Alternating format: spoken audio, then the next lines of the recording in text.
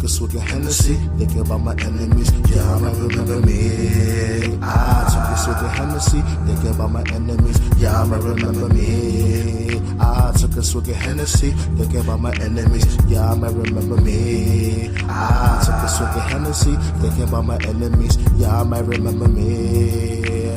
Tactical fatalities within my inner melody. Making music till I get Bill Cosby salary. I can handle homie, no need to call the cavalry. All stone cold like I just came from Calgary. Kick your stomach, you threw up and lose a couple calories. Fucking with my faculty, rapidly causing casualties. It's a fallacy to be thinking you done mastered the art of hip hop. Call a bitch, get top. Dudes better kick rocks before the damn album drop. Sour beats of crops hidden in my polo socks. I told you before, you dudes need to stop. See my bro getting money, wanna call the cops. I stay hot like bowls of stew, like a saber tooth, not an enemy rules. Got you in a coma, eating hospital food. Strangle dudes, man, Dr. Octopus sued. I took a swig of Hennessy, thinking about my enemies. Y'all might remember me. I took a swig of Hennessy, thinking about my enemies. Y'all might remember me. I took a swig of Hennessy, thinking about my enemies. Y'all might remember me. I took a swig of Hennessy, thinking about my enemies. Y'all might remember me. I took a swig of Hennessy, thinking about my enemies. Y'all might remember me with the sick melody. About to catch a felony, cause you fucking bother me. Got a chicken tendency that give head properly. I'm causing anarchy with the mic as weaponry. Peak my telepathy. Don't gotta talk, just chill and think heavily. Smoking something chocolatey. Don't make a mockery of my fucking infantry. Not showing sympathy with my weed delivery. Damn, the liquor's hitting me. Sage made killer beats. Ain't no fucking mystery why I had to bury these weak MCs in the motherfucking industry. Sweeter than poor rat with your lame format. I'm about to pour that drink that makes me call that. Chick with the bubble bobble told me that she loved to swallow, so she's gonna bring a bottle and she's leaving by tomorrow. Yes. I hope she remembers me. I took a swig of Hennessy, thinking about my enemies. Y'all might remember me. I took a swig of Hennessy, thinking about my enemies. Y'all might remember me. I took a swig of Hennessy, thinking about my enemies. Y'all might remember me. I took a swig of Hennessy, thinking about my enemies. Y'all might remember me.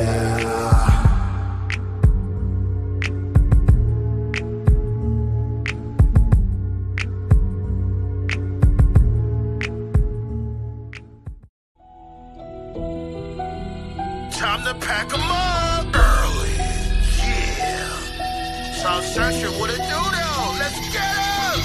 Eradicate the town, then call it ground zero. Mind your business, don't try to be a hero. I beat up the liar, applying the pressure rapidly. Like your mistress, obliterating your salary. Chasing in the places that's gotta be spectacular. When it comes to life, you can't be the passenger. Bring that massacre one day, be coming after you. She fired you because you couldn't manage her.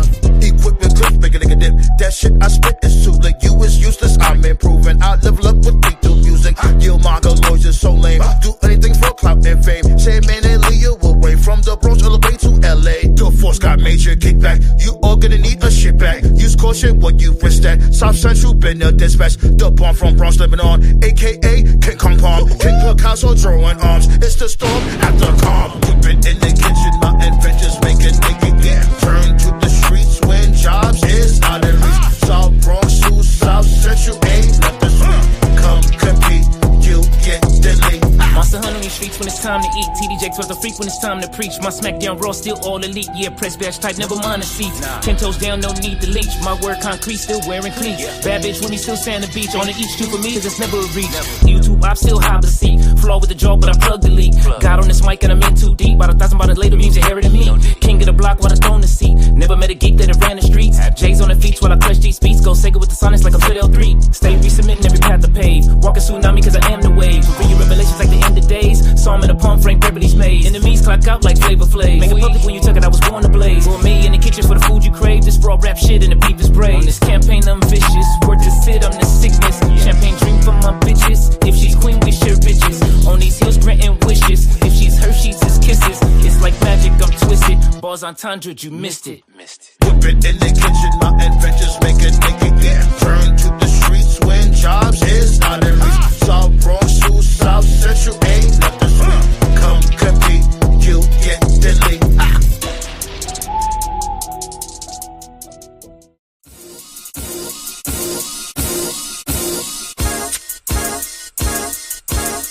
Sandman put him to sleep, of course.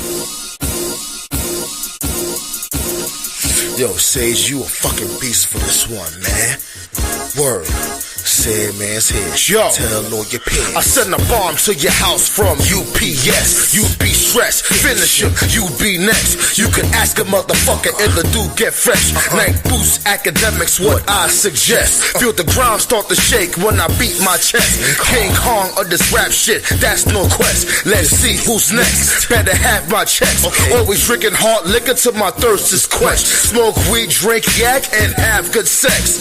Holla at your boy or leave a text. Chicks used to leave red marks on my neck. Now they say what's good and give me your pet. Kinda throw your neck, you start to sweat. Cause you real fucking nervous when I'm on the set. FTU come through with them big tools. What the fuck you gon' do? Turn your brains to fondue. Semtex wired, whack rappers fired. Monkey flip you through a hole of a spare tire. Military attire for the empire. Head put you with the mask of an umpire. Semtex wired, whack rappers fired. Monkey flip you through a hole of a spare tire. Military attire for the empire. Head put you with the mask of an umpire. You're a vampire. Oh my goodness. AOB, what it do though? Council Roundtable signing back in. Hope it's the right episode. 309. We took the old-fashioned rats and let y'all know what's happening. I miss you guys. It's goody. Blaze was goody. Ballet. I like that. Brother Blaze. I got a ring to it. Brother Blaze. What's going on, Tyler? Yeah, B. Rest in peace to Ozzy Osbourne and to Theo, a.k.a. Malcolm Jamal Warner from Malcolm and Eddi. Crazy news, man. Like, man.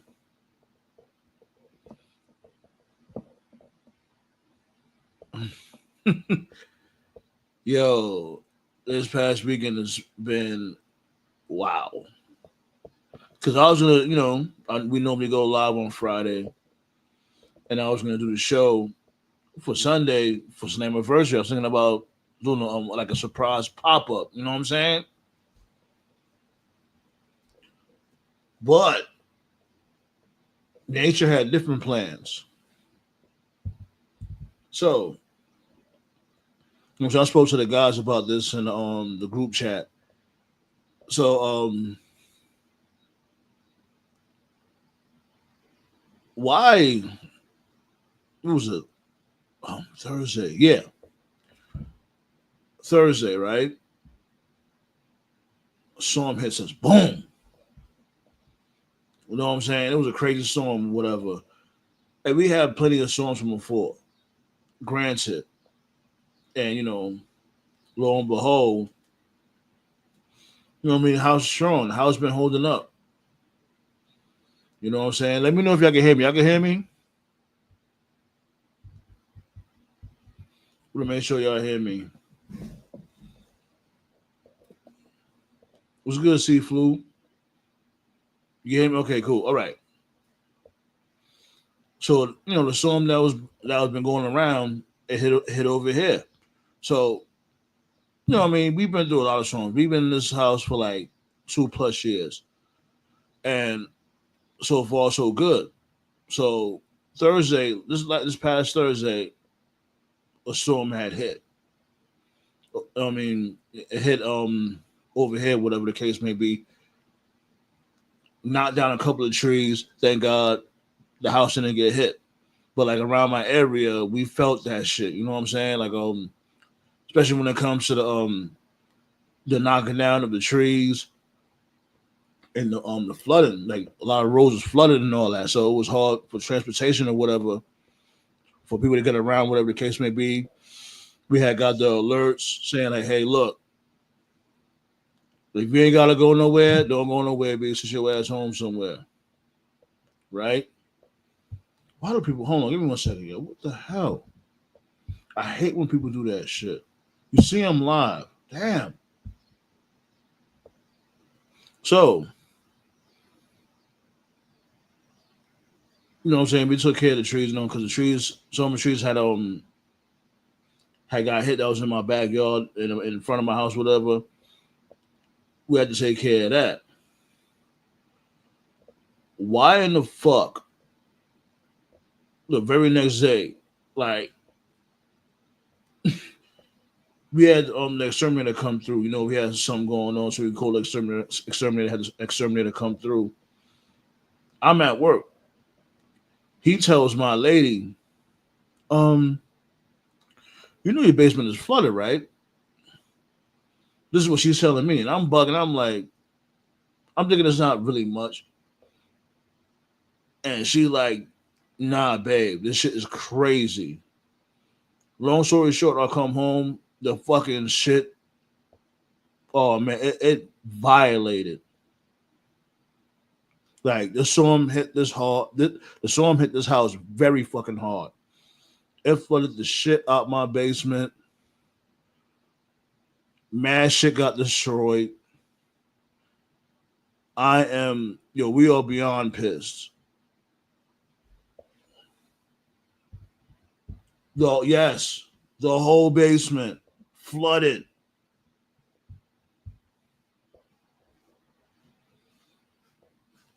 So like from Friday, this whole weekend, as a matter of fact, this whole weekend just been dealing with that, like with the repairs, with the cleanup. It's been a nightmare, yo. That's why I was even able to go live on Friday, go live for Slammiversary, because dealing with this shit.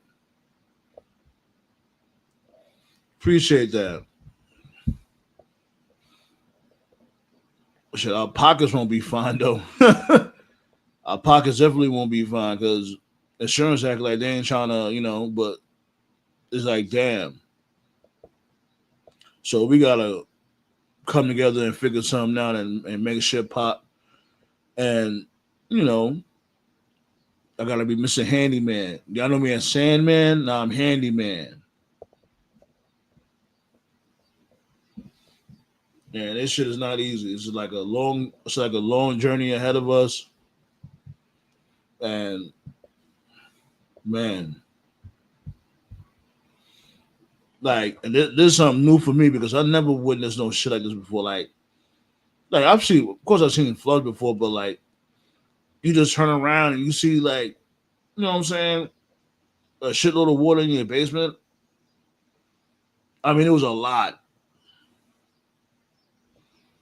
You know what I'm saying? Had to get the sump pump, get all that water pumped out. That shit literally took all day Friday, the whole damn day.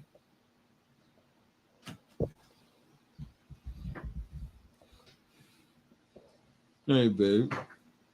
I'm live right now. They said, what's up, babe? Hey. Yeah, she's not decent right now.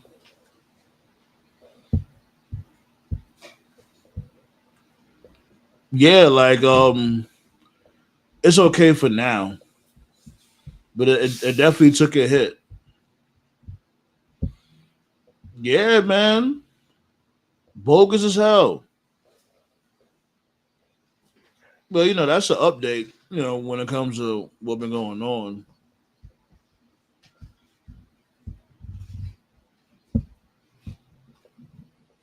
Nah, thank goodness I didn't get to do all that yet, because that was like the next step. I was gonna tidy it up and then start making that like the Sandman cave, whatever the case may be. That's a good thing I ain't start doing that shit. Yeah, man, all that's expensive though. Just to do all that shit. So, yeah.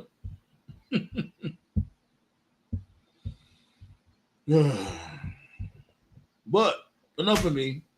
That's an update. Um, Malcolm Jamal Warner.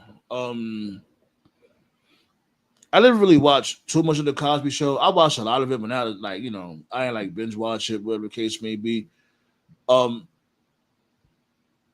what I really known him for the most part, was Malcolm and Eddi. I think I binge watched Malcolm and Eddi. Like I still watch Malcolm and Eddi, as a matter of fact, to this day on YouTube. They got it on YouTube. They got it on I think they got it on Hulu. Malcolm and Eddi, or Netflix, one of them streaming services, and it's like just for them to go out like that is bananas. That's like everybody's worst fear, drowning. You know, and oh, man, I bet they are Blaze. But it's like, you know what? Fuck them. They're retarded. These are the same ones that be tongue kissing their own sister and brothers. Like, what do you expect from them? They're Neanderthals. What do they know? I even heard of like conspiracy theories, which is like, it's like like I ain't gonna like delve into that because I don't know for sure.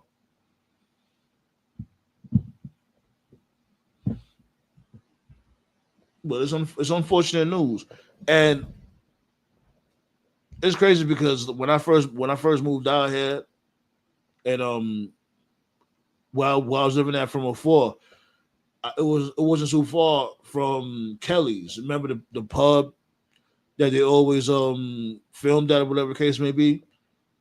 Come to figure out, they didn't even film in Kelly's pub. They like they'll show like the outside of the pub doing the transition to the next scene.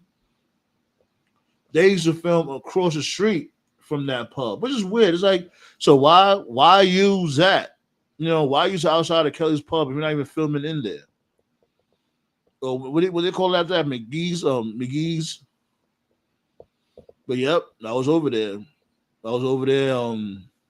It was cool to see.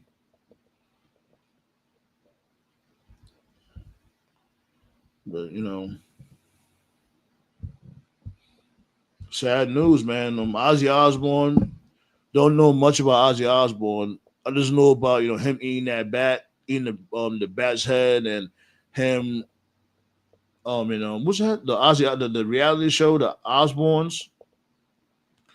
I used to watch a little bit of that because it came on in the right time slot. None else was really going on at that time slot. So it's like, but he had a man. Look, he had a long life. What was like in the late 70s? It's unfortunate he lost his life, but he had a long life. He had a great life. I think, and this me, respectfully speaking, I just think Michael Jamal Warner, it was more of a tragedy. Yeah, I know Ozzy Osbourne, he has family and friends. It's a tragedy too. But I don't want to compare the two, but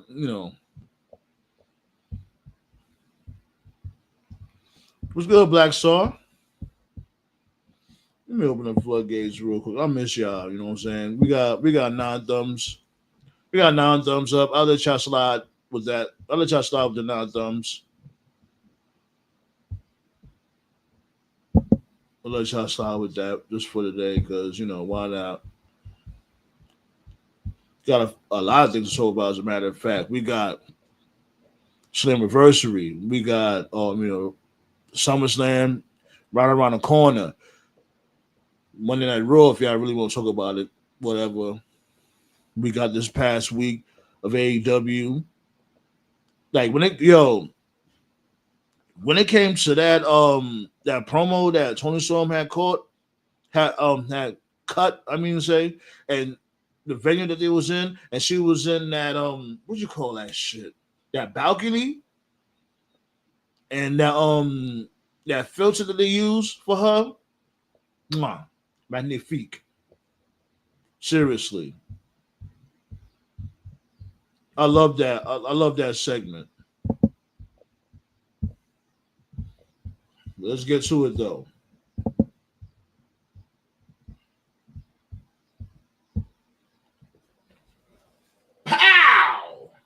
Right there. Pull up, pull up, pull up. Here we go, B. Captain Caveman jumps. Captain Caveman. Yo, imagine that dude's voice after keep on. He had to do that shit like what? Twice an episode? I know that dude went hoarse after a while. Yeah, I didn't get to see that shit, and I'm glad I did it because it's like, yo, damn, why don't y'all go run into a brick wall or something? They do that to engage a reaction. You don't even know how they give it up. Just ignore them. They retarded. They're bozos. They ain't got nothing going on in their damn life, so they want to make other people miserable by saying stupid shit. There's no even fall for the banana in the tailpipe. That's it.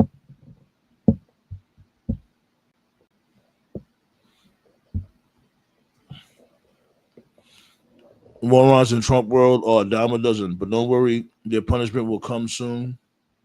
It ain't coming soon enough. Pause. I love Malcolm and Eddi. We needed one more season. Yeah, B. Well, how did that shit end though? As a matter of fact,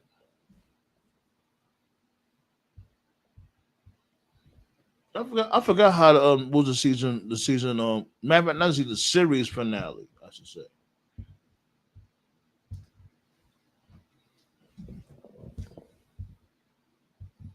Hold on, wait, my bad, y'all. There we go. Yeah, Malcolm and Eddie was good, and yo, these two they didn't even get along. Malcolm and Eddie, they didn't even like each other.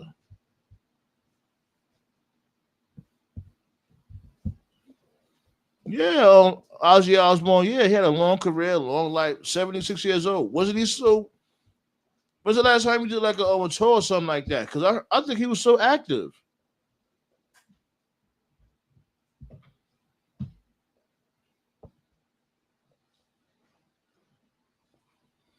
I think he was still active.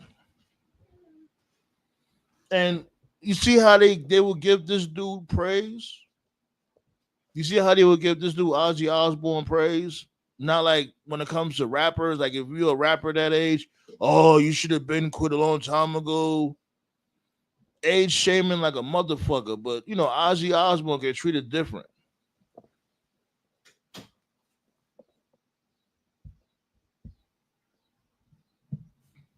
A third what, Black Star? A third what?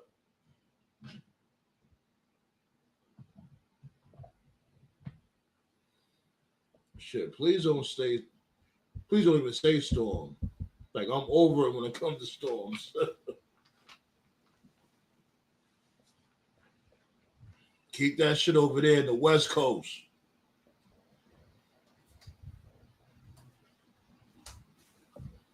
Oh man. Well, y'all see the title TNA LOL, right? I don't know why people are surprised about this. Let's really be real. They did the same thing last year with Joe Hendry. How people forget so quickly. And then they'll say like, "Oh, they saving this moment for Bound for Glory." No, it's all about the chase. True, but it's also about striking when the iron is hot. Mike Santana is lit right now. Is he gonna still be over by that time? Bound for Glory comes around the corner. I would say so, yeah. But anything can happen. That's why you strike while the iron is hot. Only reason why I think they kept the belt on this dude Trick Willie or Tricky Willie, whatever the fuck you want to call himself, is because of this dude Bum the Taker. I guess to have him look so much strong going face to face with Undertaker. As a matter of fact, didn't he show up tonight?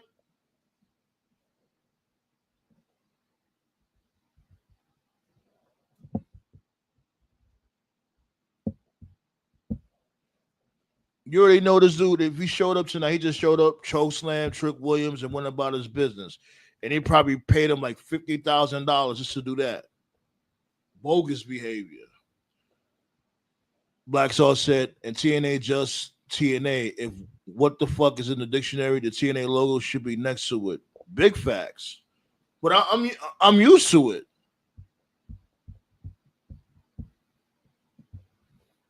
Toph. Yo. What's going on, my dude? How you feeling? Yeah, I'm doing good. Sorry about the storm firsthand. I know that shit's not fun at all. Man, like, appreciate it. Appreciate that shit. Mr. Handyman. Y'all normally call me Sandman. Just call me Handyman now. Yeah, we had a loophole down here after the hurricane hit. Different insurance companies were offering to give people, money for their damage. Mm-hmm. But the problem was they only would give you money if you had property damage, aka property to your house or property to your car. Yeah, that's like the same type of time they was on with us. It's like, yo, like, right. what the fuck you mean? Right. Shit did get damaged, but they wasn't counting like personal items. They talking about like the actual house per se. Yeah. So with the issue down here, I was one of the lucky ones as far as like my house is concerned. But like many other people, our power in my area was out for 3.5 weeks. For some people, it was 2.5 weeks. Yeah, that's insane. That is fucking insane. All the food that we had in our refrigerator and freezer had expired. Excuse me. Oh, it's okay, no problem. All the food that I had, as well as many other people, our food was expired. So people wanted to get reimbursed for the food that they lost. But the government was like, nah, that doesn't count as property.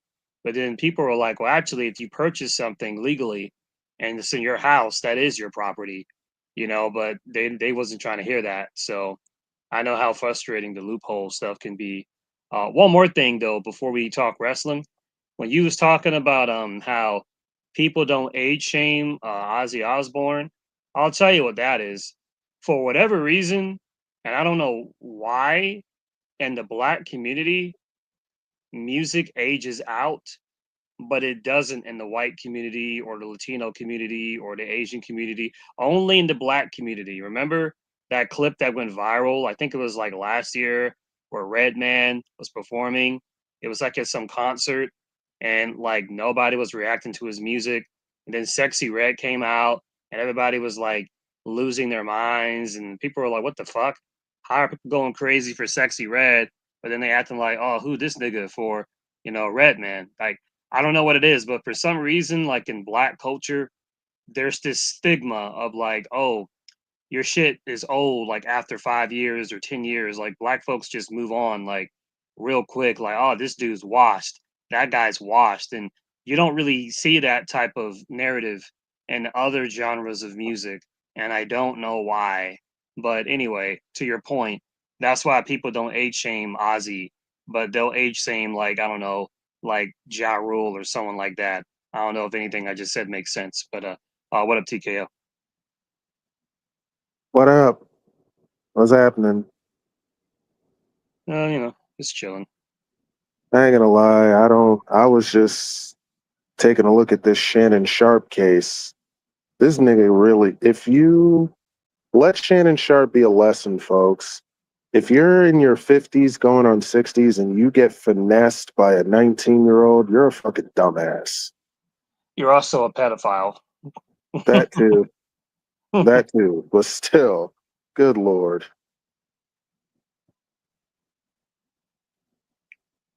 Like, bro, how the hell you get sued? Like, there's no way you could tell me this wasn't a setup, bro, and I'm not downplaying assault by any means, but how the hell you reach I forget how much money it was, but they reached a settlement, so he's out the lawsuit. But how the hell you get sued by a chick for $50 million, and then not even a few hours later, she announces she's retiring from OnlyFans after a settlement? Good Lord. Dum dum. Tell me that's not. Tell me that wasn't a setup. I look forward to the catfish episode. For real. But anyway, man, if you get finessed by 19-year-olds or minors, that's your own fault. Anyway, Well, Cat tried to warn him. He didn't listen. That's his own fault. all right. Cat like basically gave every red flag there was to give, and he just he was nodding his head, but he wasn't listening clearly. So, but yeah, Hey, man, I'm just tired of these news outlets just dismissing this stuff, man. Call it for what it is. Don't call it sexual deviance. Don't call it troublemakers. Just call them for what they are. They're pedophiles, bro. You 50-year-old dude, why are you talking to a 19-year-old? Like, pause. That's What fucking the hell did I strange. just bump into? What? I was just talking about this Shannon Sharp case. Oh, All This right. nigga just saying, if you're in your 50s and 60s and you get finessed out of millions by a 19-year-old, you're an idiot. I just noticed that the news just goes out of their way to not mention the term pedophile. Like they mention, like I'm a big Harry Potter guy. You're not supposed to mention Voldemort's name. They always call him he who must not be named. Like that's the term. Like this is my first time ever speaking on this here on the show. And I'm not speaking on it because this shit's a fucking distraction. The whole Epstein list thing. Where's the list? Where's the list? Like, I don't give two flying they fucks about burned that Epstein. shit. They threw that list in the furnace. Now, Right, right, fuck. right, right. I don't give a Now, fuck about Epstein or the fucking list. But the bottom line is like you're not gonna get that list because number one, he was a pedophile, and number two, so is Trump. And so they're gonna do anything and everything in their power to basically do all the Yeah. mental gymnastics you can think of. That's why they're never gonna reveal that list because there's Mm-hmm. too many people on that list of positions of power who fucking had relationships with underage children. And if that shit got out, it would be like the fucking what's that one movie, Sandman? Like, what was it that it was like? It's like a horror movie where like any crime was legal for 24 hours or some shit. What's Minority that one? Report. the Yeah, purge. yeah, Oh that no, the one. purge, the Right, purge. Yeah, the the purge. purge. Yeah. If that list comes out, it's gonna be like some purge shit in real life because they're gonna see all these powerful people exposed for talking to children. People, oh, if this guy can do it, I can do it too. Like, fuck all of those pedophiles, man. Fuck them. It's just insane. Like, and there was a report saying that some lady or whoever it was, I don't know who it was, saying that there was never a list. Like basically, we tripping. We made it up. Man, they came up with so many. They came up with so many excuses about that list. It's not even funny. First they said they want to expose it, and then they're saying the Democrats created, so you can't trust it now. So forget about it and move on. Like they've Yeah, moved. yeah, I They heard all moved the that, and then they said, "Oh, there was never a list." man. They moved the goalposts so many times. Like, Yeah, dude, like, Was oh good, god, Josh? Yeah, RB. Yeah, that's right. Bogus behavior, B, with all the shenanigans. Pack them. but but if this shit was going on during Obama's reign as president, man, this shit oh would have been out.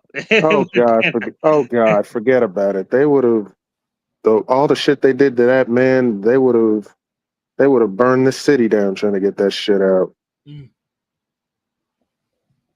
So Black Soul was saying, Ballet was saying, "What's up to you guys?" What up, Oh, what's LA? up, Billy? Yeah, Black Soul said, "No, I'm not I'm not on him. Stephen A. wanted to cover for pedophiles. Shannon bringing a 19-year-old is nasty but legal. Yeah, because he's 50, right? Oh, yeah, Yeah, over yeah, 50.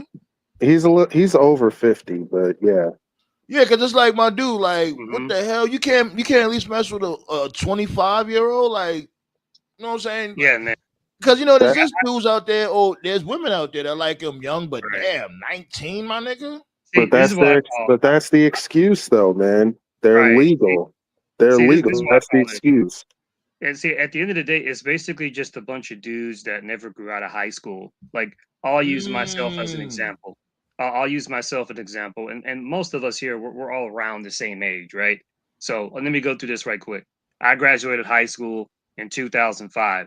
I was 17 years old. I started college right after that, 2008 was the first time I could legally vote in an election. That was between, at the time, Senator Obama and Senator McCain. I was 21. When I was 21 years old, I still had friends that were like 18, 19. Makes sense, right?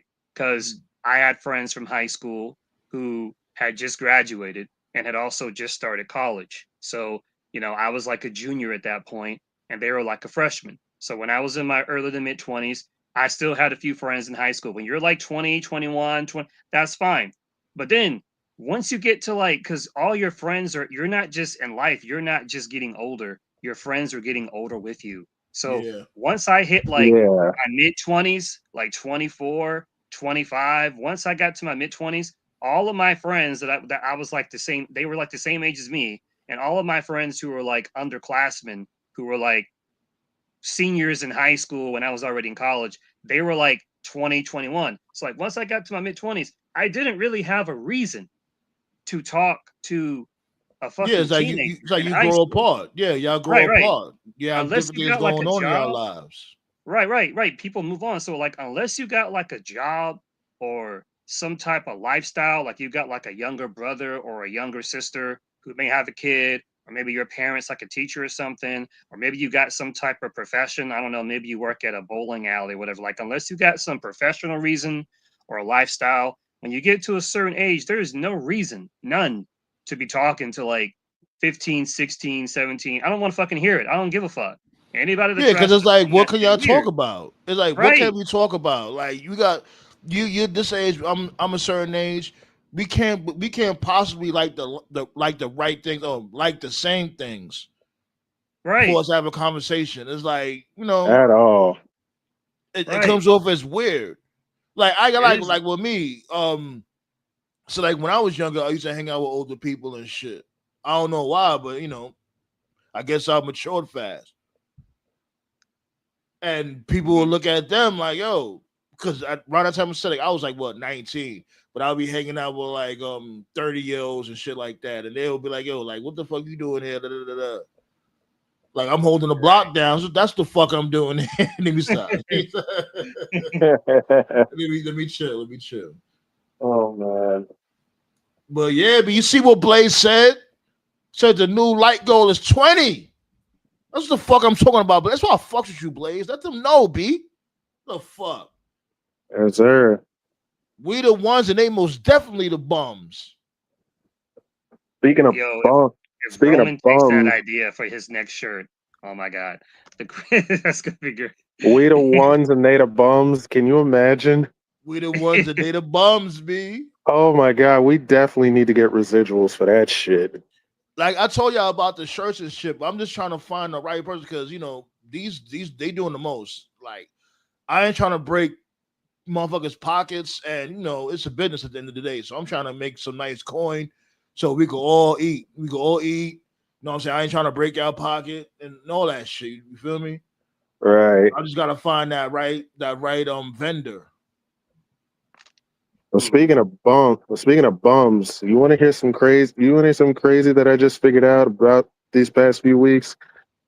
The tag team titles, man. Which Let's talk ones? both of them. Number one, the Street Profits lose the tag titles to the Wyatts. Mm-hmm. Last week, they have a number one contenders match. And your first challengers are a makeshift tag team, Ray Phoenix and Andrade. Right. Meanwhile, on Raw, the New Day lost the tag titles to the Judgment Day. Team before that was the Vikings. They lost. You have a number one contenders match. Not only are the Vikings not in, but you give the title shot to the LWO, Which is so weird. It's like, where do a they come team that from? hasn't, a team that has been taking L's since since Since their for since inception. forever, since the inception. they Like put what? they put the They've been L in taking L's LWO. consistently. Bro, the LWO been taking L since the Sega Saturn came out, bro. Like, what are we doing? since Darby Allin was sober. Like, come on, like, what are we You doing? stupid. Yo, as soon as Zelina Vega left them, she became an instant champion. That says a lot about them. Exactly. Like, good lord, how the hell did Zelina become a champion before y'all niggas? Like, what? That's crazy. And don't forget that they finally put an end to the 2-year story, the compelling storyline between Grayson Waller and Austin Theory and a backstage Right. blinking missing segment. Everybody questioned that. Everybody was like, so this is how y'all gonna disband them? Like, damn, don't we deserve more? Like, it would have been better if you'd have had Grayson Waller turn on Austin Theory and put him on a shelf, do something like that. But instead, you have Grayson announce that Theory gets injured. We don't know how, we don't know when or where. He just announces it and says they're done. Like, what? Fuck It's like Triple a H, fucking, man. it's like a 2.5-year story too. Like that's how Like, long. Fuck Triple H, yo. He is ass. He's ass. You can't tell me the same dude that does the PLEs does these Raws and SmackDowns. I think I fuck around. Lee Fitton probably doing the PLEs. Because this shit is like 9 day. Like, why the fuck the PLEs be better than the Raws and the SmackDowns? And you hear motherfuckers saying like, "Oh my god, this Raw was so good." Where? And they've been saying that since the Thunderdome era and beyond. It's like, They don't just know because you what's get 2 or good. 3 good segments doesn't mean the whole show was good. I was watching Raw last night, and the show wasn't even really like that bad. But what was very noticeable to me was like the crowd was basically like dead for like 90% of the show. Because they tired of And then seeing the there- same shit. And, well, no, not just that. They were quiet for like 90% of the show, but then the last 10% of the show was where all the stars were. Where it was like Rhea Ripley came out, Dominic came out, Roman came out, and like that was when the fans woke up. And I just kind of had an epiphany. I was like, wow, like so basically, like most of these fans that go to WWE shows, they're not even really there to see wrestling. They're not even there to be entertained. They're just there to see the stars. They're there for Roman the Reigns. right. And you They're just blame there for the they're just there for the stars. Yeah, for the they don't really fanfare care. and shit. that's And on. can you But really that's blame their them? fault. That's their fault. Like, I don't know. Like, can you really blame them? I mean, they're the ones that are doing the most interesting stuff. I mean, for God's sakes, we had AJ Styles wearing 3 different work hats all night, and I was Now that was laughing at funny. that. I was laughing at that shit. Yeah. Like, Now the AJ like, good lord. chasing this dude, Dominic. I don't mind that. That's good TV. That's all I ask for is creativity and go a little goofy shit here and there, whatever the case may be. That I'm cool with, but I'm not cool with this dude getting the Intercontinental belt and doing absolutely nothing with it. But Triple H does that with everybody. Yeah, it's like He you win does the that with championship, And no one's calling it out. Like Io was champion. She never defended it. Julia's champion, and she hasn't done anything since she won it. left. Julia's not even on TV. She hasn't been on TV since she got the belt. Right. Yeah. And it's looking like she's not going to be on SummerSlam either. It's a Which is Triple H wild. special. And people like no one. And I'm waiting for like all the big YouTubers to like call this shit out. And it's like nobody wants to call it out because they want to. Well, you're gonna be waiting you're gonna be waiting a long time because ain't nobody calling it out but us. I think the only champions. I think not Gorilla Monsoon, Bobby Monsoon. Excuse me. I think Bobby Monsoon had called it out. The only champions who are regularly defending who actually wanted to be on TV was the Profits, and they lost the titles. And then they don't get a rematch. How they don't get a rematch? How they treated these dudes title reign was ridiculous, man. Oh, let Triple H cook. Let him cook. I'm tired of that fucking term. Let him cook. Man, they've been saying that shit before. They've been saying that shit forever, bro. Like, they don't just say it with Triple H. They say it before him too. Yeah. But it's like, cook what? Like, what is the big outcome of this? Let him cook with the Street Profits. He already had 2 years. What more can he do?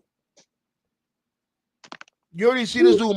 This dude Taz said he's never gonna lead this dude Dawk inside, which is ridiculous. It's like, my dude, you can still go on a solo run and still be in a tag team. I don't know why they be feeling like, oh, if you're on the tag team, it's like you're fucking intertwined with each other. I can't go nowhere else, which is bogus as hell.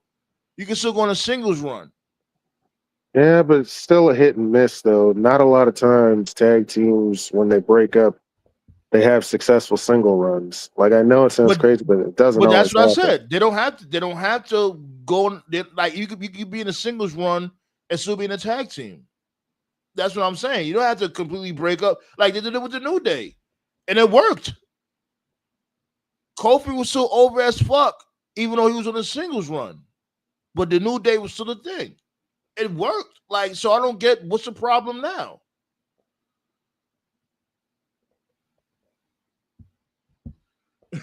Blaze said, round of applause for LW Bull. They said for a future tag team championship match in the future, sometime. Yeah, we'll give you an IOU somewhere down the line. It's because, and I can't believe I'm saying that Vince actually knew how to book black talent better. Yeah. Well, I'll say this. Vince had he had a you know what I'm saying, look at like what, 50 fucking years. So of course, Yeah. you know, basically it goes like this. Vince wasn't using blacks for a long time, but then once he got the memo that it was time to start pushing black talent, he got the program. He started pushing Kofi, he started pushing Bianca, started pushing Sasha, started pushing Lashley, started like he was in the process of pushing Keith before he got hurt. You start to see Lashley, I think Lashley got the raw deal. Like his I still think his WWE Championship reign was ass. But we know why. We know why. So, Kofi's reign? You said Kofi's title reign? Nah, Lashley. Oh, his reign was ass. Like, who did he really beef with? All he beefed with was Xavier Woods. It's fucking stupid. And Mac and Savage. I will always say this, bro. I will always continue to say it. What happened with Lashley was, I mean, you want to count Brock Lesnar? What happened with Lashley was this, and it's even dumb in hindsight. Like, he was champion as soon as the fans came back. Like when they left the Thunderdome, and the fans came back, and then Jimmy Uso came back because Roman was just doing his thing with Jay. When Jimmy came back and the Bloodline was in full power, they decided that the Bloodline needed to be the most dominant thing in the company, and that anything else that was as over or close to it had to be killed off immediately. They wanted to put all the focus on the Bloodline. As soon as Jimmy came back and the fans came back, they put the kibosh on the Hurt Business like ASAP. But what's weird about it is like, okay, like you can't have, because they were still taking the draft, to their credit. They took the draft pretty seriously back then. Like people on Raw stayed on Raw, people on SmackDown stayed on SmackDown. So it's like you can't have two dominant heel factions at the same time, because as we later would see, that's what you got, because the Judgment Day was running roughshod on Raw while the Bloodline was running roughshod on SmackDown. So they clearly demonstrated the very next year they had no problem having two heel factions on both shows just running roughshod. But for some strange reason, you can't have a black faction running roughshod, but you can have a faction of Samoans running roughshod, and you can have a faction full of Triple H's favorite pet projects like Rhea Ripley run roughshod. Like, I don't know, man, but yeah, that's how what Rhea Ripley's being built. That shit is annoying because it's like she can't even get pinned at least in a triple threat match. Come on. I'm sorry, man. They blew a lot of money not doing the Hurt Business versus the Bloodline in that War Games, man. Yeah. Like I would have. That's why it's frustrating. Because we all knew we all would have been going for the Hurt Business. We all would have to win. Bro, I would have loved to have seen Bobby Lashley and Roman Reigns main event for a world title one time. Yeah. That shit would have hit. That's why. But let's really be real. Let's really be real though. Bobby Lashley would have looked more of a beast compared to this dude Roman Reigns. Now, I love Roman Reigns, but them in the face to face, who's gonna look like a bigger star? that's what's frustrating about it, because the Hurt Syndicate and AEW is cool, but it's like every time I see them, I'm like, this should have been in WWE. This could have been in WWE, right? Yeah. Right. In the Yeah, budget. what they doing? Yeah, they doing them perfectly right now.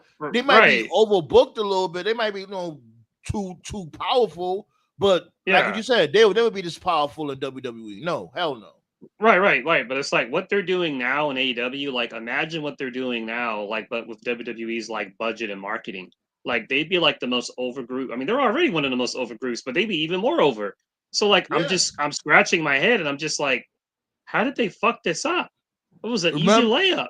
Remember when these dudes on All In, when you had Westside Gun and my dude Smoke Dizza and them and MVP, they come into the ring with the Hurt Syndicate, they rapping and all that. This dude MJF, he dancing with the contract. Like, that interest was gold right there. Remember, you were saying like, yo, they would never do that in WWE. That interest right there alone, they would never do that. My dude Anubis. Yeah, they get like Flo Rida or somebody. Right, they'll get like Flo Rida and shit. You know what I'm saying? Shout out to Westside Gun though. Westside Gun, as y'all see, fourth rope wrestling. Had fourth rope against TNA. Had these dudes, Enzo and what's my dude name? Zilla, and the other dude, I don't know what the other dude name was. Had them going up against the TNA guys. It wasn't on the card, which is ridiculous. They should have put that on the card, but hey. Anyway, Anubis was good. Nothing, man. I was glad you're talking about fourth rope. From what I've seen, it's always entertaining. But Zilla 2 just got booked to fight Bully Ray, so fourth row on Heels Have Eyes? No, I think it's at House of Glory. Oh, Hog is cool. I watched like one match. I think it was with Amazing Red. I watched one of Amazing Red matches there. Doesn't he own it? Yeah. And I think wasn't Master P trying to do a deal with him? Yeah, right before the pandemic. Yeah. Don't know what. Yeah, nah. My last week I haven't caught up with anything, and then I ain't seen y'all, so I'm like, dang. Yeah, I've been over here on my Captain Planet shit. Oh, that's cool. I've been taking care of my farm animals. My sister's out of town. Oh, nice. So I'm having to feed all them, getting up at the crack of dawn. I wanted like a pet chicken and maybe like a pig or something. They eat anything. Literally, chickens eat anything. I didn't know that. So. I want like a little chicken coop, like 2 chickens. Oh, it's fun, but they lay eggs all the time. You don't need no rooster for it. Not really. Like I thought they only produce because of roosters. No, they do it all the time. That's like their cycle. King Leo, what's good, my guy? But no, I just came in to say what up. I'm at work, obviously. All right. I ain't mad at you, B. Get that bread. Yeah. That and doing those freestyle shows on Wednesdays. You got any memories about this dude, Malcolm Jamal Warner? Any of you guys? Man, too many. I remember Sons of Anarchy. Nobody noticed, but he was on the last season of Sons of Anarchy. Oh, word, get out of here. Yeah. I watched. Yeah, man. I used to watch Cosby Show, Malcolm and Eddi, of course.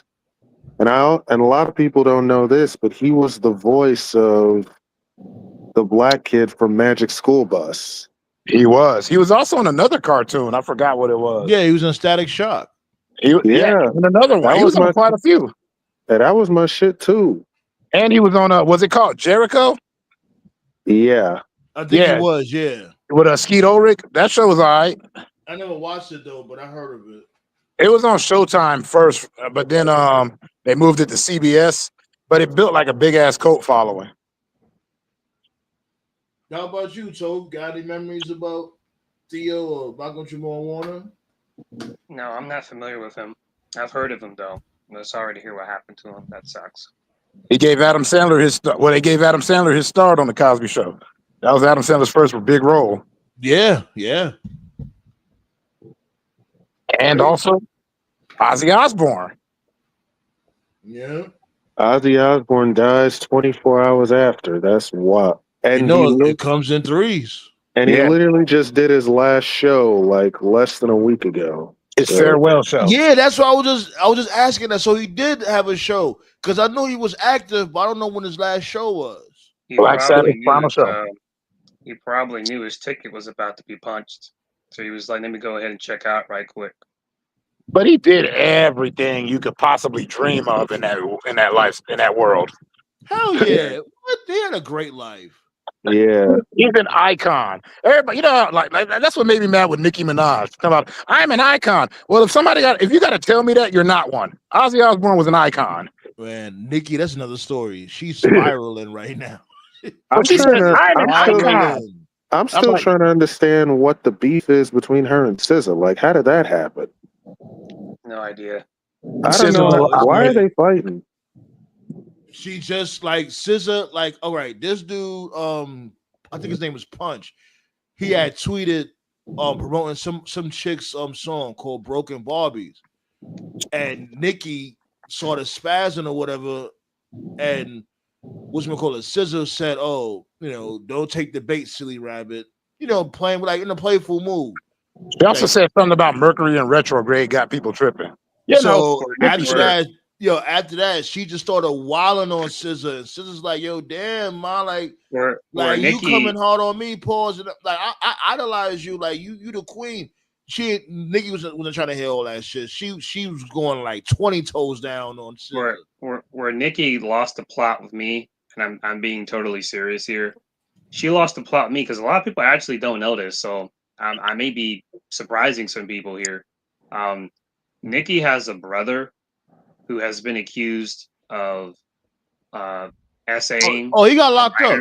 They locked him up. Yeah, no, I know about that. And her man that she's with has also been accused of the same thing. Got that same filthy jacket. Yep. Right. So it's like, how do you have a brother and a significant other who have both been accused of sexual assault and you just look the other way? So what that tells me is that unfortunately Nicki was probably essayed herself. That's probably how she got in to begin with. And she's probably seen it so much that there's a part of her psyche that has basically like shut down to a point where she considers that to be normal behavior and like not a big deal at all.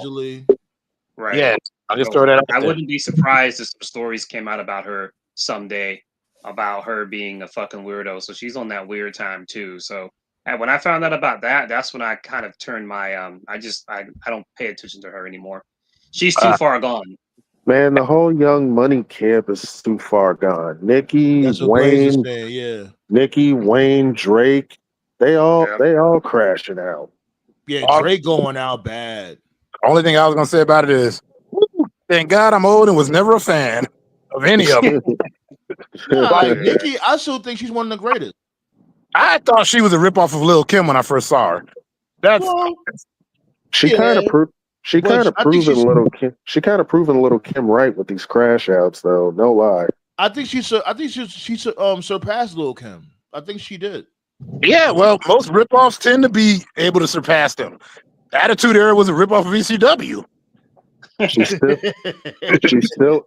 She still ain't win a Grammy, so that's the crazy thing. Who, Nicki?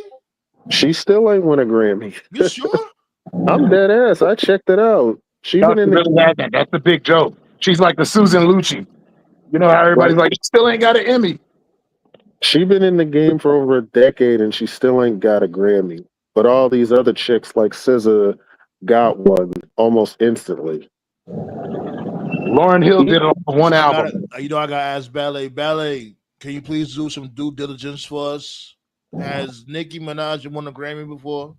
You gotta be sure about that one. Even though she won a Grammy before her. Well, she had the Will Smith cosign. Well, not to defend her or anything, but award shows have always been about kissing ass and knowing the right people. Not just in music, but in general. It's always been that way. Sounds like something that people don't get on this setting. That's awesome. Well, what Anubis? I ain't with Anubis. We said Anubis. Say it again. Spoken like people that don't win them. Well, yeah. Award shows nowadays are popularity contests. We know that, but Yeah, still. yeah. No, But even it's just I can't. I've never taken them seriously. Like I'm not even like a big fan of Leonardo DiCaprio as an example, but he's Me neither. always been a good actor. But for a long time, Hollywood snubbed him because they didn't take him seriously. They didn't want to admit that he was a good actor. They were just like, ah, he's just a pretty boy. He's just a heartthrob. And it's like, yeah, he is a pretty boy, but he's actually a really good actor too. It Hey, took him kind of, like, if I you got one. notice, they didn't take him seriously as an actor until he did that role in Django. right. I'm just No, saying. they took him seriously in The Departed. They took him seriously in Blood Yeah, Diamond. But I was just about to I came bring that from a up. long, The came a Departed. long way from the hate. I came a long way of the Leo haters. I've been hating on Leo since forever. So I wasn't a fan either. But The Departed, especially The Departed, he killed The No, Departed. no, I'm not. No, he's always been a good actor, but I'm just saying in general. You notice when he played that racist in Django. That's when people really started paying attention. yeah, I like before Hey, that, yo, he how B, just hold on, died. hold on, wait. Yo, we got 3 more likes till we hit that new quota, B. Let's get it.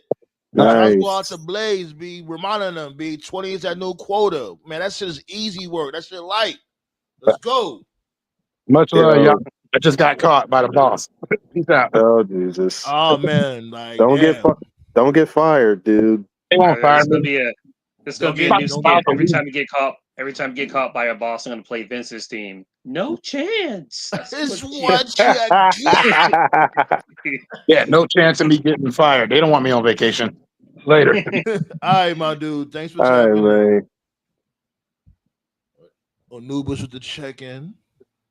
Yo, I got my TV on right now, showing Angels in the Outfield with Danny Glover. Shout out to Danny Glover, man. This dude has looked like 45 for like 50 years. What's your secret, man? Black don't crack. That's the secret. We look great. We look better when we get older. That dude, that Danny Glover been an old man ever since the fucking 70s. So is Morgan Freeman, and he's just now showing his age. Yeah. It's crazy, like man. So this dude, speaking of old school action star legends, you know about this dude, Bruce Willis. They said that he can't talk anymore. Oh no. Yeah, I heard about that. Unfortunately. That sucks, man. I like Bruce. Yeah, man. Yeah. It feels like we're losing all our heroes, all the people we looked up to. Exactly. Oh, we are. We definitely are. That's why we gotta cherish shit, man. It's all about cherishing shit. That's what life is all about, be making great moments and cherishing it. That's what it's all about. When your pain game is in question, it's over. I don't think Nicki Minaj's pen game is in question. SZA wrote her verse for "Feeling Myself" on the Beyonce record. Yeah, SZA, she's a ghostwriter. Yeah. Hey, my dude, you said 20 likes minimum. I hear that shit, Blaze. Okay. Said minimum. You'll excuse me, sir. I hear that fly shit. So who knows who else wrote her records? We gotta revisit Safari, Ryan Dose. He said he was capping. He's a goofball. He came clean and said he was lying about that shit. I'm like, why would you lie about something like that? You corny. To get attention. Motherfuckers lie about anything to get attention. You know that. Yeah, and it's like, come on. And, it's like, given the fact that the rap game is mostly male dominated. So, what I mean? Her saying that, that she writes her own bars, that's a leg up for her. And why would you take that away from her? That's just some punk shit. That's because she, y'all broke up, whatever the case may be. I never been a fan of motherfuckers on that type of time. That's like a motherfucker breaking up with a chick and then you want to release her nudes. That's just cornball shit to me. Yeah, I think they call that revenge porn, I believe. Yeah, that's exactly what they call it. Yeah. Jesus Christ, man. Yeah, baby. So yeah, man. So I heard they was trying to sign this dude Goldberg's son, and Goldberg was like, "Oh, that's not enough money," and turned it down. I'm like, Goldberg, don't start fucking up your son's life. Go sit your goofy ass down somewhere. Right. Like, Right.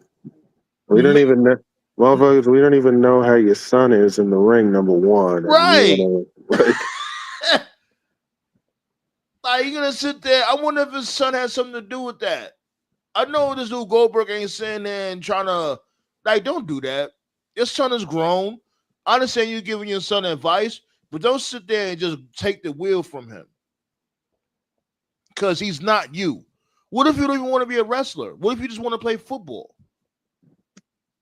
At the end of the day, Goldberg, you can be upset and disappointed at the lack of effort that they put into your quote unquote retirement match. That being said, you still got one. There are a lot of wrestlers that never get a retirement match, Goldberg. You know, they just sort of fizzle. Like, And got put in the Hall of Fame. He had a Hall of Fame speech, all that. right, man. Like, You and notice you're he ain't talking mentioned about that. how, and he's talking about how he wants his match to be like on pay per view. And I'm like, yeah, it could have been on pay per view, but dude, the Saturday night main event thing, the whole show was centered around you, and it was in your home in Atlanta. WWE could have easily told you to fuck off, like, we're going to be in Houston. We're going to be in Los Angeles. And you said, hey, can we do it in Atlanta? And they said, okay. Gave you the main event. They gave you 13 minutes, man. They gave you the cat. They gave you Doug Dillinger. I haven't seen Doug Dillinger since I was like 7. Gave Like, you the Chucky fuck, dude. Pancamo. Yeah, I totally agree. Like, only thing I agree with him with is how they cut his speech short. I get that. But all the other shit, I'm like, come on, Gold Bum, you doing too much. Like, let's really be fucking real, my dude. Like, you didn't even have to even fight that damn long. 15 fucking minutes? No, that shit should have been a quick little 7-minute match. And you could have had a little 2-minute speech, whatever the case may be. Then I guess they would just find something else to do with those extra minutes. But don't sit here and try to, I guess coach your son. Oh, don't take this deal, don't take that deal. I don't know what they were trying to offer his son, but be lucky that he was actually interested. Only reason why they're interested is because of you.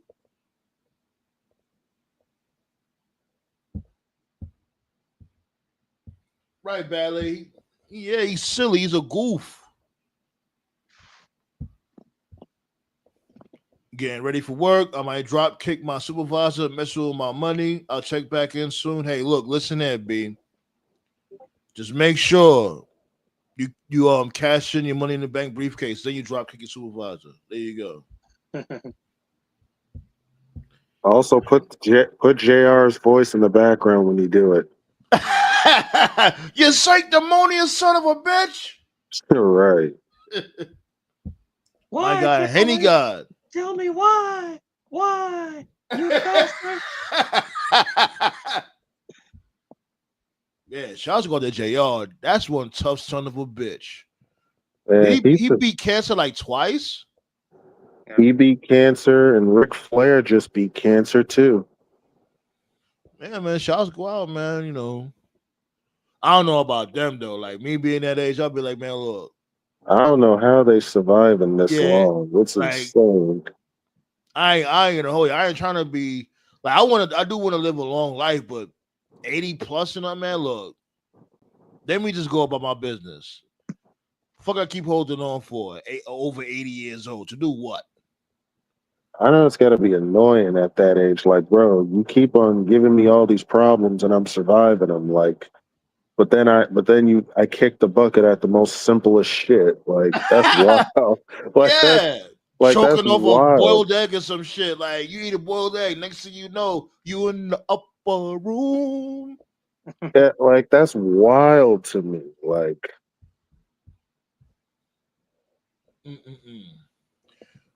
Let me ask y'all a serious question. Oh, okay. Do y'all Yeah. believe in God? Oh yeah, sure. I believe in God. I don't believe in religion.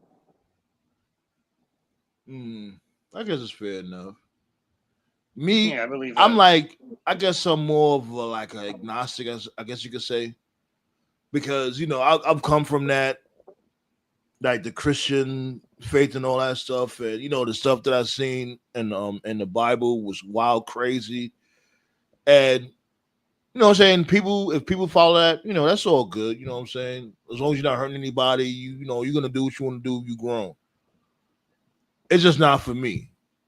I do believe like there is a God out there. I just can't prove it. And I don't think it's the Yahweh, because if y'all really read the Bible like that, then you already know what type of time he was on. Yeah, he's more petty than Vince. Yeah, right. You know what I'm saying? Well, damn, this shit shot to 12 people. Like, damn, like, oh, word? Sammy is an agnostic? Yes, I am. That doesn't make me a different person. I'm still how I always been. Nikki on that 88 Warrior. What the fuck is that?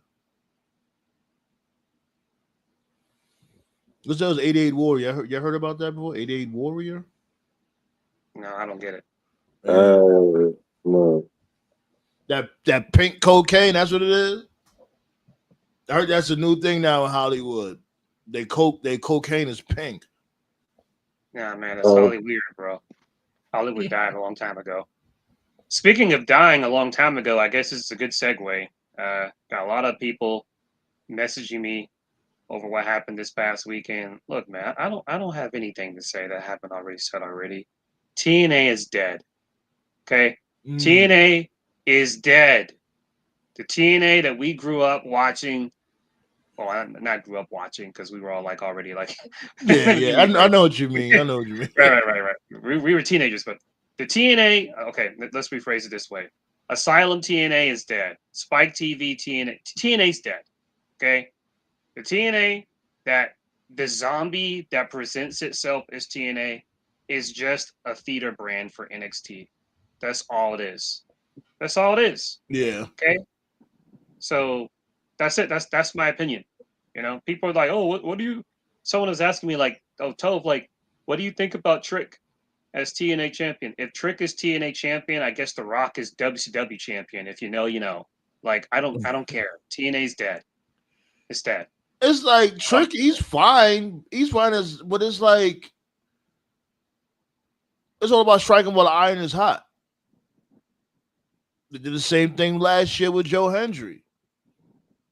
You know what I'm saying? When as a matter of fact, at the same fucking pay-per-view. When he was supposed to win last year at Slammiversary, what they did, they stalled. They had this dude turn heel and all types of goofy shit like that. Like basically deterring the attention from this dude Joe Hendry. Like, and the reason they stalled is because the people making the creative decisions are from WWE, not TNA. Because the people at WWE, because the people at WWE said, "Hey, wait until January to put the title on Joe Hendry. That way he can show up at the Rumble with the TNA title, only for him to be eliminated by Roman in like 3 minutes." So we don't look at that. We don't forgot about that shit already. Look at that. So yeah, the Knockouts Championship and the World Championship are both held by NXT talents. And like I joke with TKO, the same people who were like, "Oh, I can't believe Tony Khan and Kenny Omega absolutely buried TNA." Reprehensible. Them same niggas ain't saying shit. They're nowhere. They're quiet as fuck. They don't got anything to say. So it's over. TNA is dead. I've said it before. Dead. Yeah, TNA is dead. What happened? TNA was the alternative once upon a time. Yeah. And for a variety of reasons, they're not an alternative anymore. And so at some point, right before the 2020s, TNA said, "Hey, man, what can we do to get people talking?" I know. let's put our title on a woman. And it turns out that woman was a piece of shit racist named Tessa Blanchard. They knew that and they doubled down anyway because they knew it would get people talking. Then that And blew they up in their brought her face. and they brought her back, and they still chanted she's a racist everywhere she Yeah, goes. they thought Right, people and that's just just gonna not just working. cope with it. It's like, no, we're never gonna cope with it. Fuck that bitch. Right. And that shit's not working. Then they got in bed with AEW and Tony Khan and let Kenny Omega win the TNA title. And then people were complaining, saying, oh, this is an awful relationship, blah, blah, blah. Then that ended. Now they're getting in bed with WWE. Like, basically, this is a brand that has given up hope. You know, my favorite novel, Dante's Inferno. You know, when you go to hell, right before you go to hell, it's like, abandon all hope, ye who enter here. That's TNA. They've abandoned hope.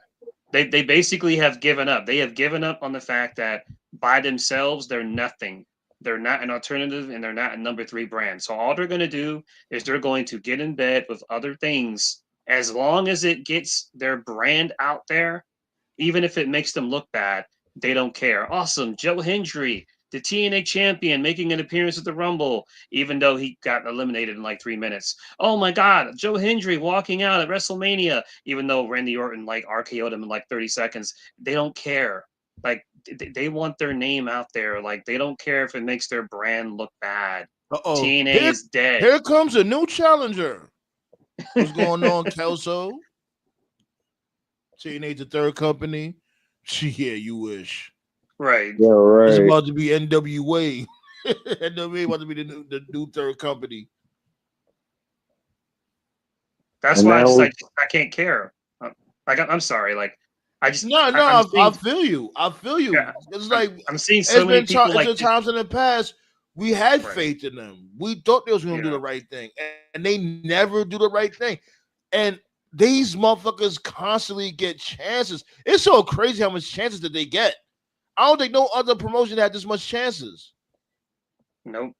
No. Like I was sitting on my computer on the weekend, like legitimately confused, and I'm seeing all of these fans online logically trying to break this down. Like, oh, maybe Trick will lose to Santana at Bound for Glory. Oh, they're gonna do a big NXT versus TNA show. Oh, they'll do like an NXT Pretzeling live event or themselves, something. right? Like Putting their people mind are in a just whole trying to pretzel.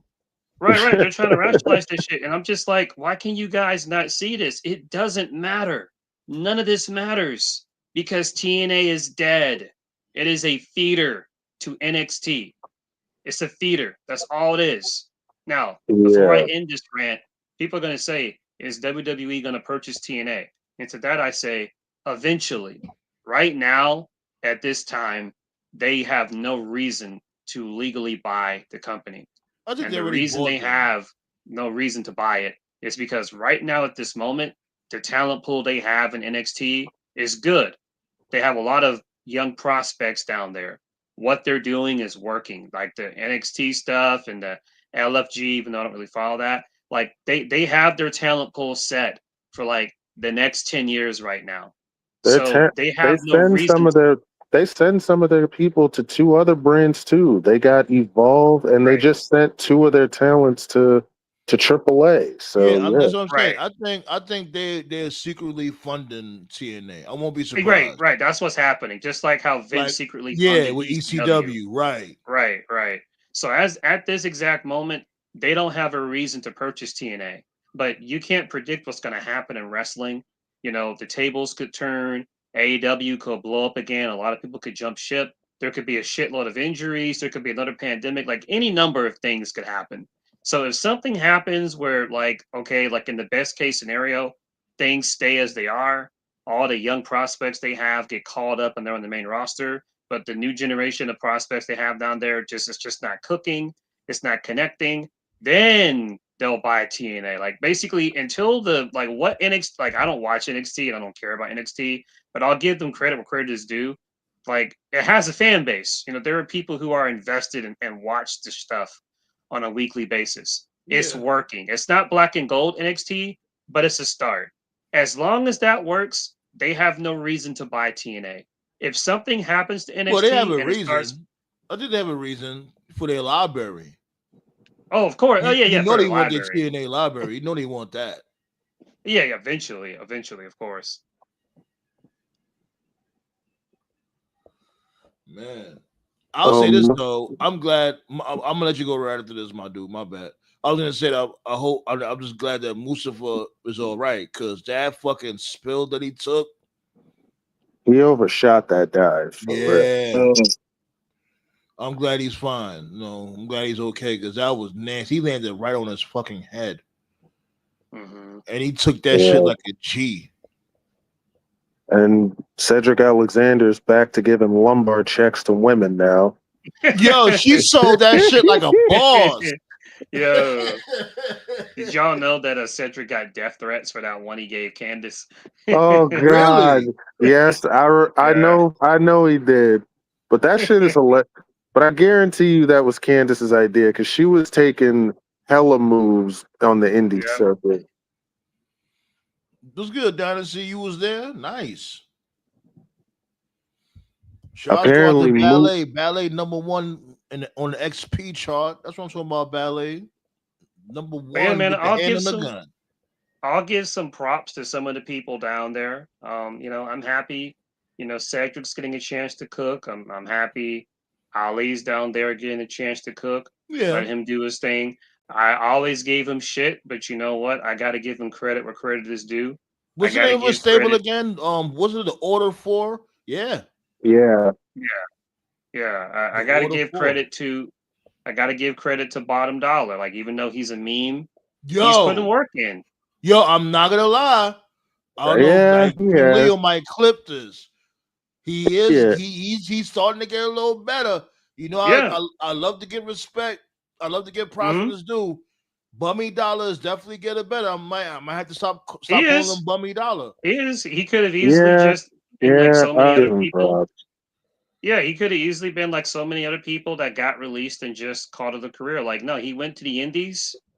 I think he went to like I think he went to like He what's was at that one like Ase. hard?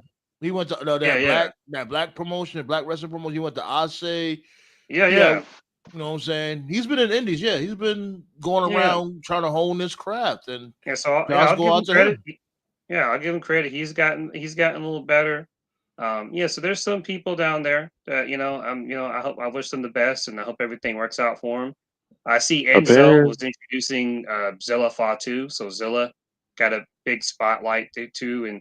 And to Enzo, my yeah, opinion for Enzo has never changed. Enzo, the money with Enzo is as a manager. He just sucked in the ring. You know, I have Right. no issue with him being a manager, whether it's like on a big scale or a small scale. Like, let him talk, but like he just don't let him wrestle. You know, Well, so he got a little better. Like last time I seen him actually wrestle. I think it was either fourth rope or was MLW. oh yeah, yeah, I saw a little bit of that. Yeah, like Yeah, he's not as bad as he was in WWE. And you also got to remember in WWE they give you restrictions. You know what I'm saying? They don't let you really I mean, expose your repertoire like that. Vince just love to see him get beat up every week. Like if you That notice, he yeah. was just setting him up to get his ass kicked week by guys twice his size. And I think that was some part of jealousy also. I think he may have been annoying, mhm, but the other reason I think they was legitimately jealous of this dude because he was over. yeah. And a lot of the Yeah, motherfuckers at the time they couldn't get as over as him. Enzo and Cass were like yeah, the most overact in NXT ever. Yeah. Like to this day, yeah. they were selling a lot of merch. I want to The give fact one that more they shout never out got the to tag titles is crazy. yeah, yeah. I want to give one more shout out. I know Sandman knows who this guy is. I don't know if you know him, TKO. I didn't notice him at first because there were so many people in that ladder match. But shout outs to Myron Reed. I saw him. Yeah. Yeah, was a big fan of his work in MLW. I Yep. watched him Yeah. a lot during the COVID Mm. era. I thought he was really good. So it's He nice to looked see him. just like my nephew. That's the funny shit. Yeah. Myron Reed, B. Yeah, B. He was supposed to be Apparently, down with the Boumaye Fight Club, but that didn't happen for too long. Yeah, apparently, apparently, Moose is taking time off, so that's for him. he just needs to leave. Well, I don't even know what that means anymore. Like, I was gonna say he needs to leave and go to NXT, but he's already been there. So, but Yeah, it's he's like done how much everything loyalty? Yeah, what more can you do? You won every right. single belt in TNA. What next? Right. I'm It's telling no him, coincidence. It's no I'm coincidence that earlier this year, Gail Kim got fired, Scott Demore got fired, PCO left the way he did, Josh Alexander, it's like they knew what was up, they knew what was happening. They were just like, "Nah, I'm good," and they got the fuck out of there. Mm. In particular, Scott and Gail, Scott Demore and Gail Kim, they were like really the only two people that were like 100% TNA, like pure TNA. Like once they got fired, I'm like, it's over. It's over. They knew yeah. exactly what was going on. So they was like, you know what? Let's get these guys out of here. So I think honestly, I really think Moose should go back to NXT and make that a permanent stay. Honestly, I'm gonna say Moose to me is in the same position that Jacob Fatu was in when he was still wrestling in the Indies. He just needs a yeah, bigger stage. yeah, he's And done everything he can do in he could get TNA. his lick back on this dude Oba. They only had that one match. They ain't spin the block on that. That Yeah, would be perfect. And Oba's still the NXT champion. That would have been perfect. he should Mm, just leave. He's done everything he can do in TNA. I agree, but it's like he want to be Yeah. loyal. But you have brought up a great point, Toph. That's why this dude Scott DeBoer, he in the background sipping on some motherfucking Canadian whiskey, laughing at these motherfuckers. Like, y'all got rid of me for this? All right. Yeah. Y'all That got me for this. Y'all brought back a racist. Y'all got NXT talents wearing both our main belts. Yeah. it's just the timing of it. Like it all happened too close together. Like they got rid of everybody who actually gave a fuck about like 100% OG TNA. Like they got rid of all of them, and then like almost immediately after that was when the WWE relationship started. So it's like you can't convince me that they knew what kind of time was about to happen. So they was just like, you know what, I'm out. So like he'd even fight Yeah, that it's like shit. they Like if knew. It's like yeah, they knew, yeah. this dude Kelso Scott said, was in TNA for like 20 years. He goes back to like Team Canada. Like when you're at a job that long, you don't just quit like that unless you know some shit's about to go down that you ain't about. So like he knew. So it's just like because I was like, maybe he may come back. And then when I started seeing what they was doing, I was like, damn, like it's over. So let me they catch up with these comments real quick. okay. He's talking about I think he's talking about this dude Bummy Dollar broke his leg. What you mean his third leg? Probably that Bummy ladder spot Dollar. was nasty. Kelso also said, yeah, it could be a manager, but lose character more. Talking about Enzo more than likely. Dynasty said, yeah, but you need that happy medium. You need that happy medium though. Like you can't water down like WWE, but you do need to stay. You do need to say no at times. Well, when them bills be hitting, it's hard to say no. They'll take that WWE check. Like fuck, they want me to water down my style, man. Look, I got a fucking house to pay for. Fuck it. And Also, apparently, hold on. Almost done. Dynasty also said match of the night was definitely Moose. Yeah, everybody was saying that. Moose and this dude Leon Slater cooked that night. But I've been saying that about Leon Slater. I just couldn't remember. I just couldn't remember this dude's name. He's going to be a very big star if he stays healthy. Sky's the limit when it comes to Leon Slater. well, he got an endorsement from AJ Styles, so Yeah, he that's got gonna go a long way. the Hardy Boys, Moose, AJ. He got real big endorsements, so You know, he'll be fine. Speaking of AJ, shout outs to the fans chanting one more match in allusion to him wrestling one more time in TNA. And then AJ said, we'll get back to that later, but he never did. Well, that means he'll be back. He's gonna address it. Trust and believe. But This ain't a one-off. He'll be back. unless he's gonna like go there to pass the torch to Leon Slater, ain't really nobody there for him to fight. What? Yeah. Yeah. I see a couple of matches with AJ. Shit, I can see him going up against Trick Williams. I can see him trying to. Do you really want to? He will dog walk Trick Williams, bro. I was gonna say the perfect scenario would be did this if dude it would never happen. Undertaker show up today? As a matter of fact, and he choke slammed this nigga. Of course. So yeah, so that's why I'm saying that they're gonna try to give this dude the rub. You know what I'm saying? You already got him face to face with this dude Undertaker, so why not have him in a match with AJ Styles? I was gonna say the best case scenario, it would never happen. If WWE could actually like everybody would have to put on their adult pants and be mature. If WWE could contact AEW and be like, let us borrow Joe for one show, which I think would be more than reasonable, and you could have AJ and Joe one more time, that'd be great. And TNA? Yeah, why not? You definitely wildin'. I don't see how it would be so hard for one match, just for one night. But that would have to be a WWE call, but ain't no way they would let that happen. Yeah, you asking for way too much. Well, I just don't see how it would be. I just don't think it would be star.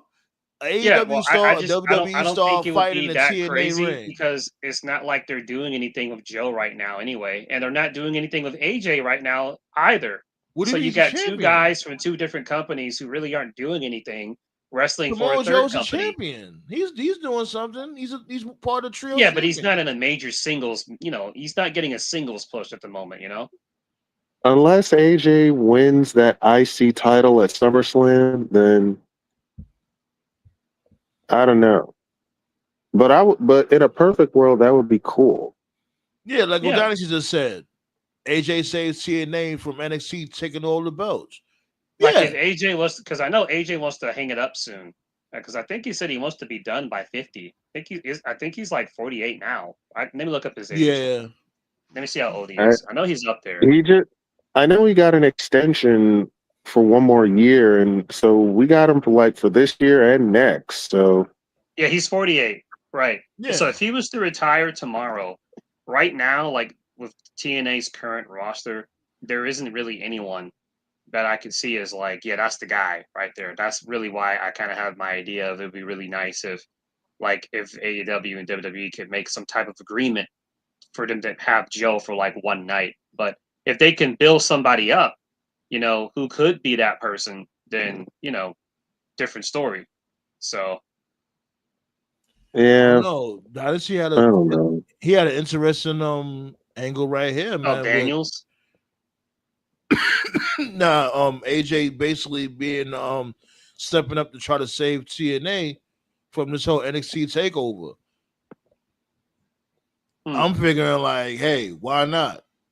You know what I'm saying? Like, I don't think that's gonna be this dude one off. I think they might end up. Are you saying you're saying have AJ go back to TNA to win the TNA title from Trick Williams? Is that what you're saying?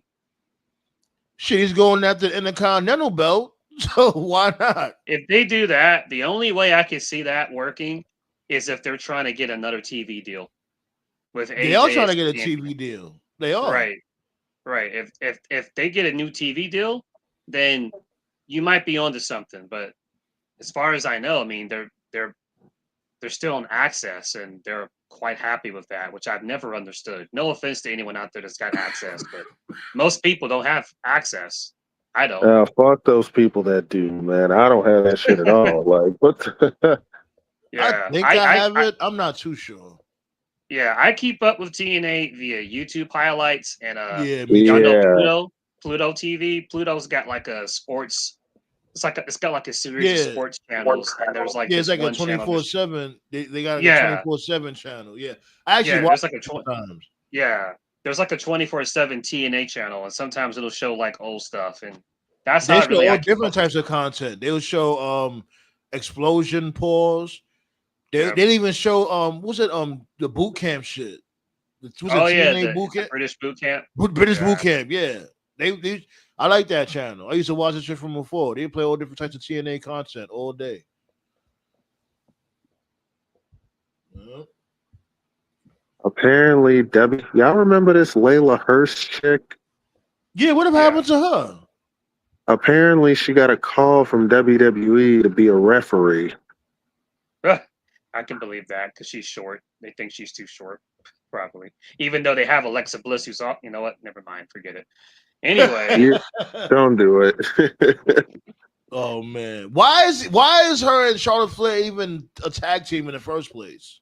Because they want Charlotte Flair to be a babyface. That's why. oh, that's another good segue. You were complaining about how like Triple H doesn't have titles defended. But keep in mind how they got their title shot. Charlotte just went to Nick Aldis and asked for it. That's it. That's it. They didn't win a tournament. They didn't win matches. Yeah. Charlotte just like, hey, can I get a match? That's it.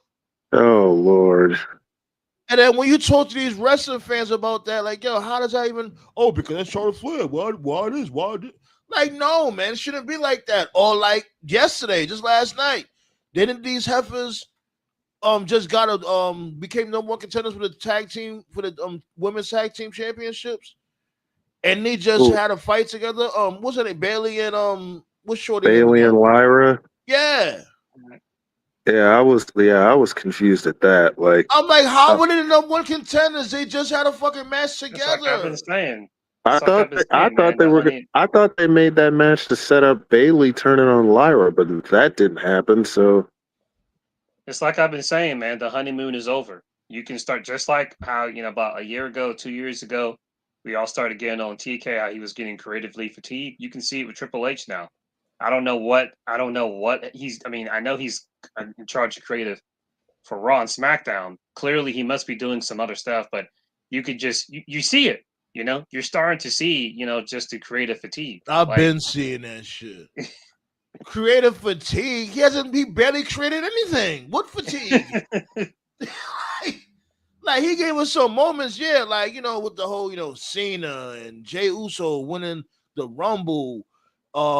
New Day turning heel on Big E, like yeah, but it was never no follow up to any of this shit. Like Cena's shit should have been monumental.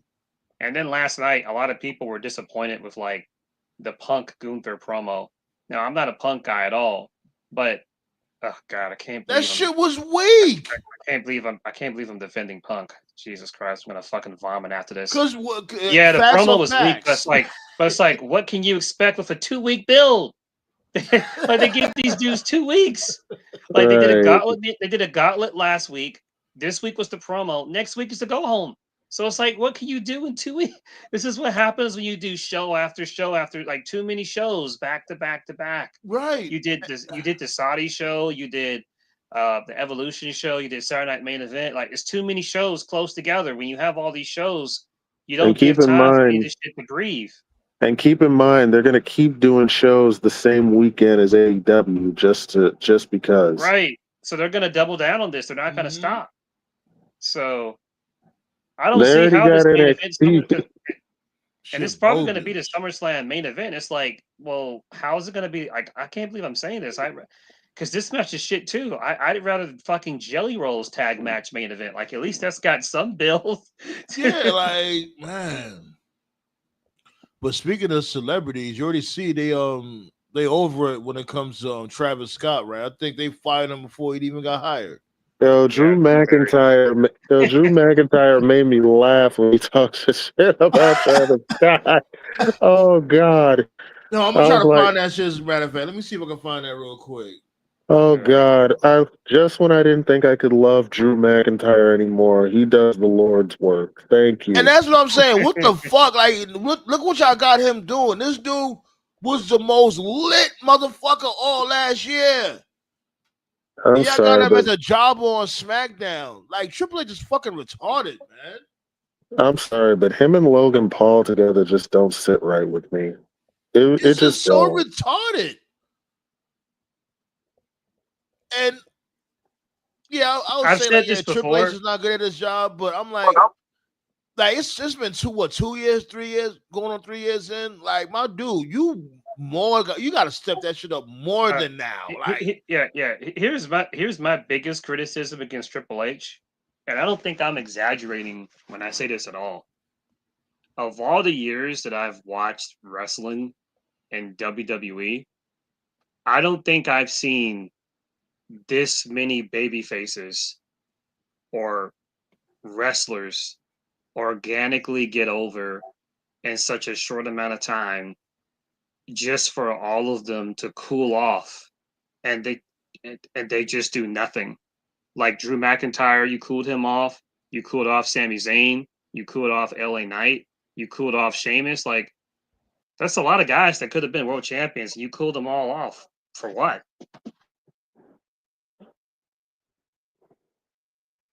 They cooled them off for celebrity moments. That's what they did.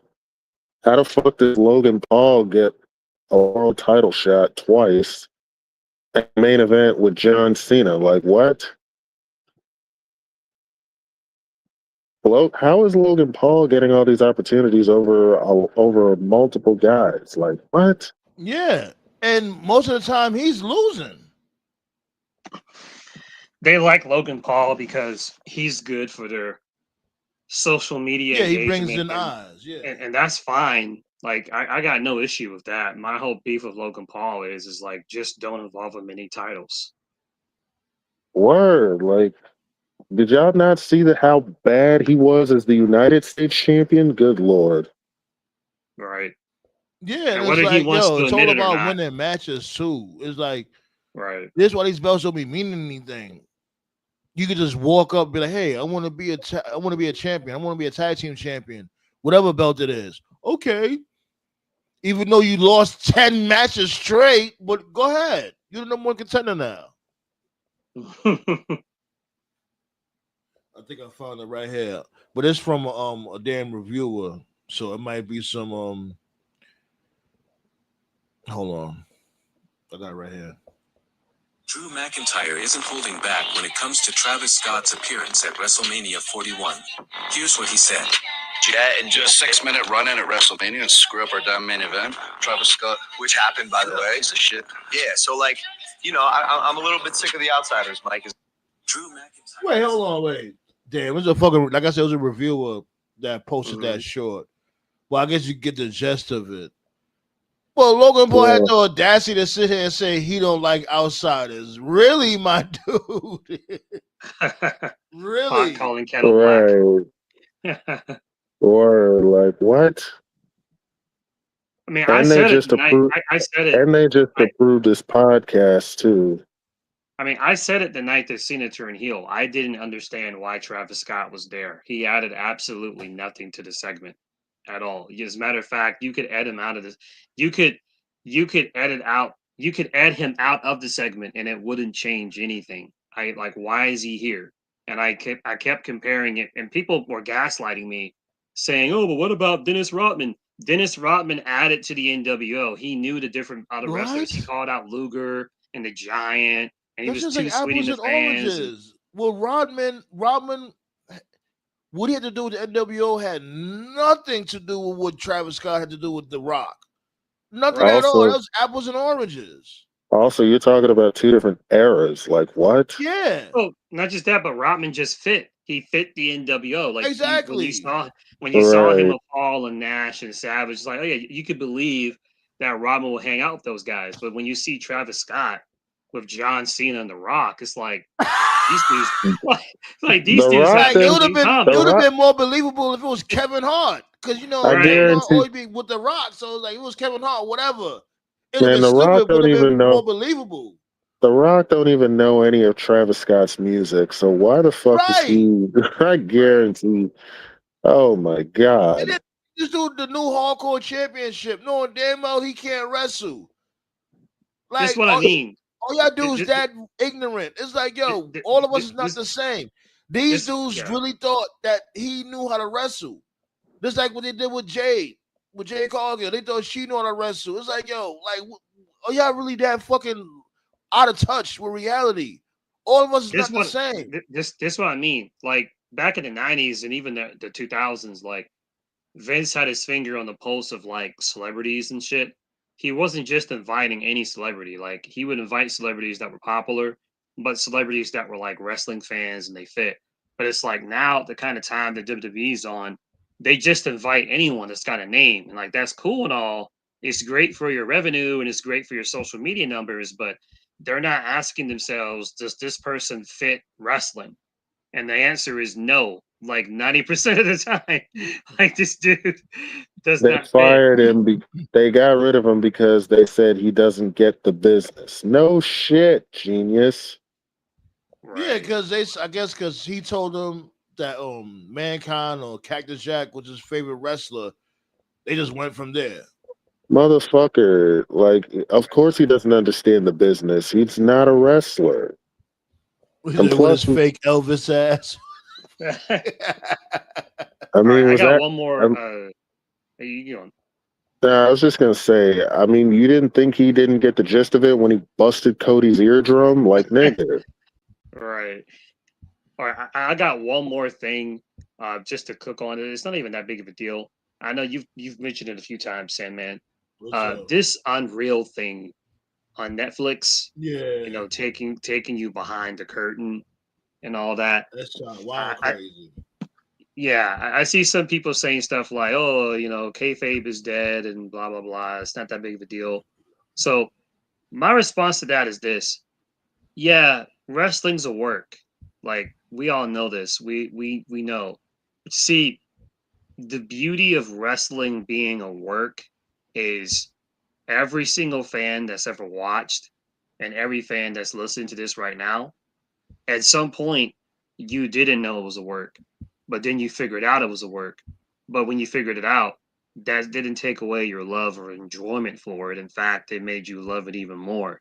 We all have our own stories on when we found out it was a work. Some of us found out it was a work when we were kids, some of us when we were teenagers, some of us a little bit later. But see, the journey of pro wrestling is not knowing if it's a work or if it's not a work, it's figuring it out. So my only issue with Unreal is it's like for these new generations of fans out there, you're taking away that mystery for them. Like you're just throwing it in their face. Like imagine if you're like a 7-year-old kid, right? Watching Raw and you finish your Raw stream and then it just recommends you an episode of Unreal and you see Triple H talking to Jay Uso about, okay, Jay, tonight you're gonna win the Rumble and you're gonna eliminate John Cena. Like imagine you're 7 and you're seeing all this stuff. Right. Like that's my issue with the concept of Unreal is like Triple H, you're taking away the journey of all the newer, younger fans. And Triple H, he's always been about this because remember the initial curtain call in '96, it was his idea. Mm-hmm. He wanted to do it. He kept You always telling you always Vince, want to expose the business. right. So this is his blueprint. Like he's always felt this way.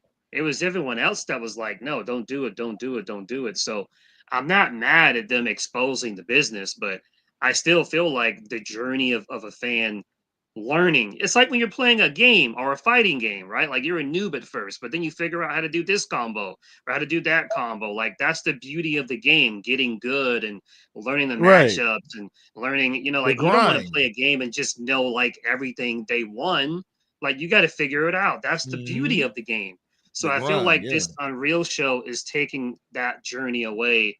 I mean, it's not our problem because we already know it's a work. But like if I had a kid or if I knew someone that had a kid, I'd be like, yeah, man, like this sucks. Like they're just telling you everything without even letting you figure it out. But whatever. Maybe I just come off like an old guy Yeah. yelling at clouds. No, you're right. Because I was also saying that I think that ultimately they're trying to cover that area when it comes to dirt sheets and shit like that, or spoilers or whatever. They trying to cover that shit because they see these dudes out here that be having the dirt sheets, whatever the case may be, they making money off that shit. You know, when it comes to WWE, all the moves they make, it gotta have money involved. That's the only reason why they doing this shit. They doing that shit because they see there's money in it, and they trying to take the money from these podcasters like us, whatever the case may be. That's all it is. Mm-hmm. They'd be like, "Oh, y'all don't have the scoop because we already exposed the scoop on Unreal." Oh, okay. Yeah, I see. that's Well, basically what it is. Yeah. I guess, but even still. They But tried this before on the with that. best on a no, I mean on the better side of things, you already know, B. Come on with it, my dude TKO. I know you got that call pulled up for I mean, Dynamite. I mean, it ain't really nothing to tell other than two One match. matches. That's Other than two matches. yeah. I noticed like you say the matches. Oh, like it'll be like tomorrow morning. Oh yeah, Tony Khan came with the matches. 9 o'clock in the morning. Like what the fuck? Like TK, what are you doing? I think I know what he's doing. I think he's doing because yeah, he used to have like a full card announced. I think what he's doing is he's figured out that they're being counter programmed. So he's announcing stuff later to prevent being counter programmed, which I understand. And I think he's also doing it because he's trying to make the product like more unpredictable, which I can also get. I don't have any evidence to support that, but I think that's one of the reasons why they're announcing. I ain't mad. I'm not mad at it because WWE's not even being discreet with it. They're purposely putting their shows on the same week as them. So like, yeah. So I guess we got Tony Storm versus Billy Starks to set up their match with Athena, which is cool. And Wheeler Yuta's about to catch a stray with Hangman tomorrow. And your girl, Chris, matches. Damn. Your girl, Thicklander is going to be facing Athena on Collision. The Battle of the Thighs.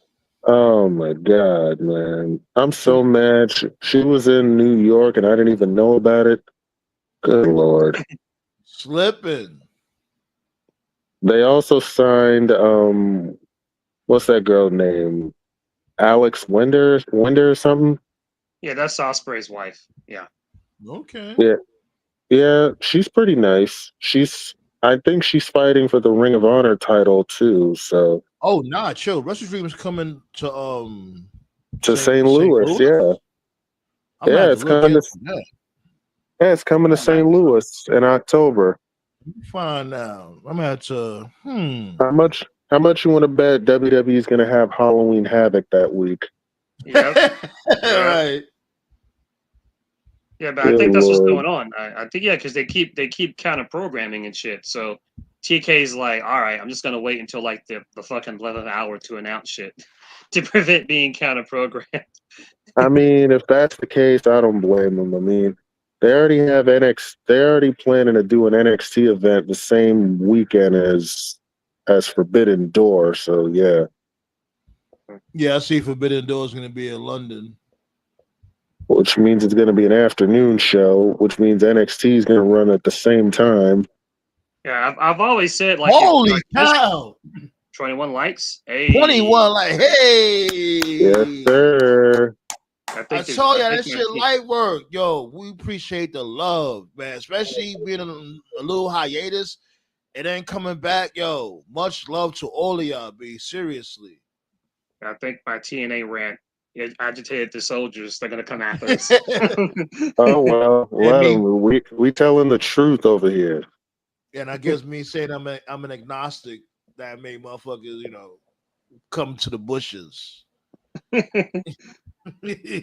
Nah, but much love, man. Seriously, that shit is fucking awesome. Oh, Ethan Page got a new North American title.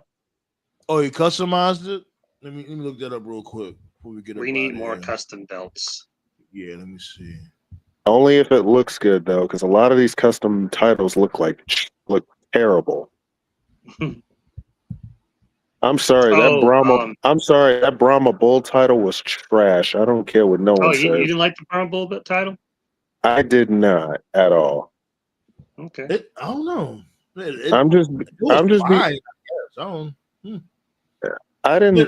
I wasn't a fan of it. I just wasn't. But he never used it though, right? No, he never he never brought it on TV.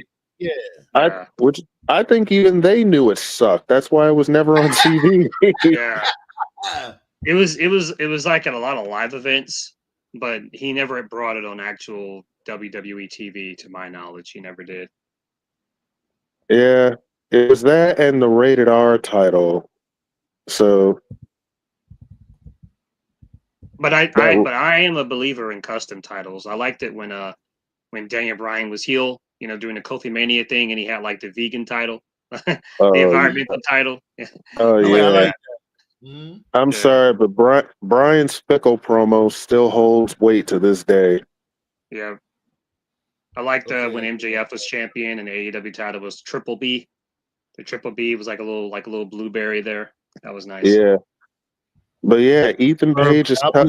It's Burberry, not blueberry. Oh, Burberry? Okay. Burberry. Gotcha. But yeah, as long as the custom title looks good, then yeah, I'm all for it. If it doesn't, just keep that shit away. Hey man, I still defend the Hardys Jeff's Enigma title. People hated on that title. I thought it was fire. That shit was I didn't hate the title. I didn't hate the title. I just hated the fact that he carried 2 belts with him. That was stupid to me. Like, you carried the original world title and that Enigma belt. Like, bro, pick one. Yeah, I was told about that shit. As a matter of fact, on the last show, I was comparing titles. Like when it came to Jeff Hardy's, was it the Antichrist Enigma? What was his name, Tove? When He Jeff was Hardy's the Antichrist of pro wrestling. The Antichrist of pro wrestling. Yeah. Which I thought was a crazy Antichrist of pro name. wrestling. I couldn't remember that damn name. But I was comparing. Yeah, I was comparing that belt. I was comparing that belt to the new It was Tribal cool. Chief 1 belt. I was. Yeah, a lot of people didn't like that shit. It's like it was cool. Like he went. I think that shit is better than the Tribal Chief 1 belt. He went all in when he went heel. Like he changed his music. He started wearing like the corporate suits. He wrestled different. He changing the name of Twisted Fate to Twisted Hate. It was cool. It's just, you know, unfortunately he fucked up. You know, and the run ended. He went all in with the gimmick. I give him props with that, but I just wasn't buying into it because it was just another NWO ripoff. That's why I hated it. That's why I hated it. Like, they tried to reenact Hogan's heel turn with Jeff Hardy, and I'm like, and fans saw right through it. Yeah, I've always said that about Bischoff. Everything he ever did in WCW, WWE, TNA was just an NWO ripoff. When the NWO tried to end, or when it ended, what was it? It was the Millionaires Club against the New Blood. There was that. Yeah. When he went to TNA, it was then when he went to TNA, it was the 10-10-10. They're coming, which then led to Immortal. Then that fizzled. Man, and after Immortal, it was Aces and Eights. Y'all know how I feel about Immortal. Yeah. So Immortal everything he ever did was end. just the NWO ripoff. He never could get over the NWO. And none of them had an end game to it. They just fizzled out on their own. Yep. Every single one of them. I ain't gonna lie, like Fortune turning on these dudes, that was an interesting spin on things. Yeah, they had no choice. They had no choice because they had no opponents to go up against them. It had like that shit was like Wu-Tang. It had like 20 niggas in that shit. Like, that was the other part of the story that didn't really make sense. Because like I like Jeff going heel, but I was like, wait a minute. You mean to tell me like this group of TNA originals like AJ, Kazarian, Rude, James Storm, they're cool with being second fiddle to Jeff? Like, that didn't make any fucking sense. Like, you had all these guys join Immortal. Like, why? Like, there's no baby faces to fight these guys. Like, every match they're in is gonna be like they was mad deep, yo. Pause. Yeah. They were though. Because remember they had that face off. And then next thing you know, Hogan and Ric Flair started hugging. They all just clicked up together. And let me see if I can remember all the members before we go. I think it was Hogan, Bischoff, Abyss, Jarrett, Steiner, Bully, Gunner, the other security guy's name I can't remember, Matt Morgan, Ric Flair, AJ, Kazarian, Jason. It's like fucking 60% of as a matter of fact, you know that dude Murphy. He's in NWA now. He looks completely different. Oh yeah. That is him. I didn't recognize him. Yeah. Oh wow. Oh man, that's crazy. Didn't they also have Anderson in that group at one point? Yeah, he was in Immortal. Oh god. Oh Lord. Yeah, it was a lot of people in that group. I don't know why Anderson was in there. He's not a faction. He was never a faction guy. Yeah. They didn't know what to do with him. That Which was is the thing. crazy because he was over as hell. I love that microphone stuff he did was over as hell. Yeah. Okay, let me see. But yeah, Ethan Page got a new North American title. It's the belt strap is the Canadian flag. I'm about to pull it up. Oh, that's now. nice. Okay. Yeah. You'll see a picture. Give me 1 second.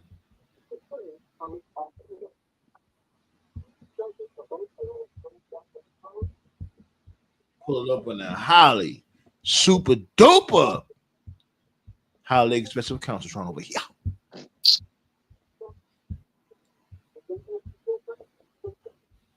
Pull up real quick there.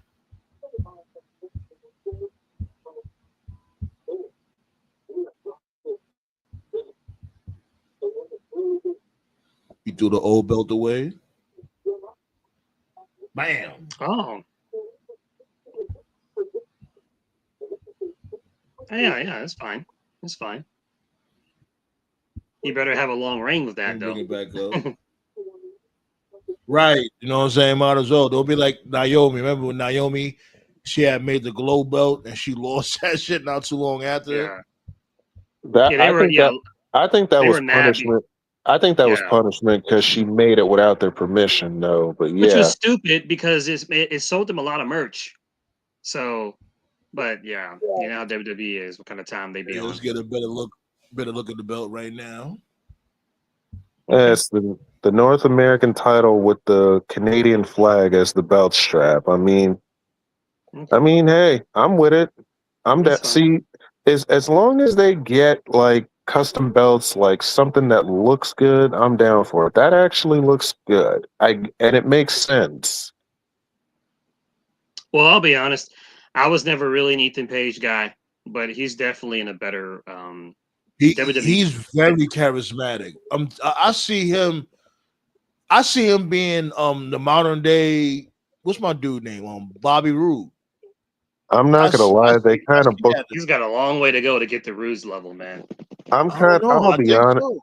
I'm gonna be honest. They kind of booked Ethan Page backwards, though. They had him win the NXT title, then the North American title. It should have been the other way around. He spoke about that when Chris Van Vliet had interviewed him. I forgot what he said, but it made so much sense. He literally made the North American Championship sound more important than the World Heavyweight Championship at NXT. No, excuse me. Okay, this is what he did. He said, yeah, you the champion of NXT. I'm the champion of North America. That's what he said. Because remember, it's not the NXT World Champion. It's just the NXT Championship. Right, man. He said, yeah, you. He said, yeah, you only the champion of right here in this venue. I'm a champion all around this shit. I'm the best North American champion, but I'm a proud Canadian. And I've always been a fan of motherfuckers customizing their belts, especially if it made sense. Like with the whole Bray Wyatt shit.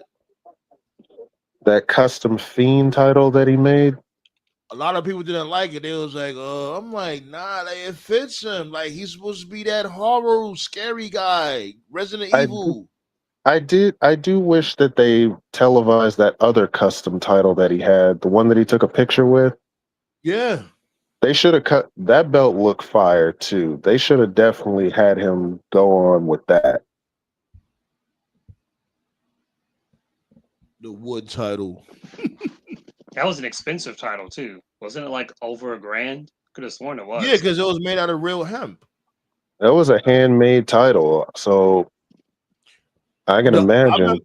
Let's look it up. Shit, we can look it up real quick. Let's see. Yeah, I think they only made a limited number, if I remember correctly. I don't blame him because the material that shit was made of. Good lord. Let's see. I wonder if this shit You is know, still in the shop. you know think who's it's still got in the some good shop? titles? You know who's got some good titles? MLW. Not sure if y'all seen MLW's titles. Their titles are very lovely. Yeah, I I like the World did. Heavyweight Championship. The World Heavyweight Championship, it definitely gives me big gold belt vibes. Yeah. That shit looks like a giant TV screen. Like, Yeah. but it's cool though. Okay, let me see. Shit on Reddit. They said on Reddit it sold out at Access for $425. The hemp title. Okay. Shit, this site over here called Belts Mania. I guess they got some in stock for $197. That's not not too bad. But is it the real one though? Because you know you be going on these sites and you try to buy a belt and they give you the wrong one. One title I never really appreciated until later years because I wasn't able to see it in my youth. The original ECW title. It was a nice title. Really, really nice. All I right. was more familiar with the what they call it, the silver belt, the one that Mark Henry had. Oh God. I actually like that, because it fit Mark Henry, him being a black champion. So it was Yeah. like they make the ECW belt black like him, but it couldn't be pitch black because it's not gonna, it's not gonna look like anything. I agree. It fit him. It didn't fit everybody else, though. Yeah. Yeah, it did not fit everybody else. I mean, when Christian had it, Tommy Dreamer had it, I was like, get the original belt back. That shit looks too big for Yo, y'all remember to they had this carry. dude, Bummy Dreamer, man, Invincible? I'm like, all right, now this dude, Bummy Dreamer, was kicking out at everything, and because remember, I guess he was like on this retirement run, Well, and yeah, but still, he be ain't more like realistic. a year, like a whole year, he ain't lose one match. I'm like, oh, come on now, give me a break. What are we doing here? Let that sink in. He didn't lose for a whole year with that ECW title, and then in his last match, he loses in 2 minutes to Zack Ryder. That's crazy. Yeah, that's Vince for you. Yeah, like he was on the chase. I forgot who he beat for the ECW championship. Was it Mark Henry? I don't know. Wasn't I I don't think it remember was who it Swagger. was. I want to say it was Swagger. I don't remember. No, No, I it think wasn't. Christian beat Swagger. No, Christian beat Yeah, Swagger, yeah. but Christian did beat Swagger. Yeah. But I think he probably wanted it like some 4-way because I know he never pinned Christian. So Yeah. right, because Dreamer definitely had a run, and before he had that run, this dude was mad invincible. I'm like, really? I actually remember a good portion. It really wasn't that bad of a show. It was just the name. The name was what killed it. But I remember it had like Miz, Morrison, Kofi, Evan Bourne, Sheamus, Shelton, Christian, Big Zeke, Pause, Regal, Dreamer, Swagger, Yeah, Ryder. it was like a it had roster for the up and comers. You know what I'm Yeah, saying? yeah. It was actually a decent show. It was a decent 1 hour show. It was just called ECW. Yeah, And it wasn't ECW. And because it was called ECW, just based off that name alone, most people just didn't give it a chance. But it actually wasn't that bad. It was pretty decent. I ain't Um, gonna. One of my favorite gimmicks on there was what they did with Viscera. The Big Daddy V gimmick was yeah. great. yeah, We yeah, called them the yeah. Walking Planet. That's what Taz used to call them, the Right, Walking Planet. bro. He was just squashing like 3 guys in one match every week. I was like, Calling yeah. all cars, calling all cars. I was like, Yep. yes, kick their asses. Like I was I love that gimmick, man. Yeah, ECW definitely had its fun moments. Hmm. You know what I'm Man, saying? But like what Toe said, it's that name. It's like you just can't water down ECW like that and expect no backlash. right. What would you have named it, Toph? What would you have named that brand? It could have been anything, man. They could have named it Evolve or They could have shut down the FCW in Florida and just made that FCW. Like, it doesn't matter. They could have named that shit fucking Main Event, Superstar, Shotgun. I don't give a shit. It could have been any name. But I guarantee you, if they called it something else, more people would have given it a chance. I don't think I mentioned this here. I was living in my college dorm at the time, and we didn't have USA because we couldn't fucking afford that. But I had Sci-Fi, so Sci-Fi was the only WWE I could watch back then, and Sci-Fi had ECW, and ECW would have highlights of Raw. So that was how I kept up what was going on. And if I remember correctly, I think it was on Tuesdays. I think at 8 o'clock to 9 o'clock, and I watched it, and it wasn't that bad. Like, it was fine. And I remember like going online, seeing people hated it. And I'm like, because I didn't really go online like that back then. I went online and I saw people hated it. And I was like, why do people hate it? It's not that bad. And then I started seeing that people just couldn't get into it because like this wasn't the ECW I grew up watching. And I was like, that's fair. And I was never an ECW guy because it was too violent. I wasn't allowed to watch it. So I didn't have the original ECW to compare it to. So I just watched it for what it was, if that makes sense. So that's probably why I didn't mind it. But I can totally get why people who like watched ECW in the 90s looked at that and was just like, what the fuck is this shit? But it was fun, man. Like Christian had a fucking incredible ladder match with Shelton Benjamin. It was like the opener for I want to say TLC 2009. Speaking of, Yeah, that sucks that they didn't even let this dude Shelton Benjamin win that belt. Yeah, he should have won that for sure. Yeah, he never got an ECW title run. That's wild to me. Yeah. Like it was primed for him, the whole gold standard, him getting the whole Cisco shape up, all that fly-ish. I wasn't a fan of the. I wasn't really into the blonde hair, but it still worked. Yeah, for that time, he was a gold standard. It worked for his character. Shelton was good enough to be. He was good enough to be ECW champion. He was damn sure good enough to be World Heavyweight champion. Like, easily. Hell yeah. Jinder Mahal can be a WWE champion, and Jack Swagger can be a World Heavyweight champion. Shelton can be a world champion. Like, I don't want to hear anyone say otherwise. Like, he could have done. I would have gave him at least one world title run, even if he didn't hold it long. He didn't even need to hold it long. Just give him the world title at least once. Yeah.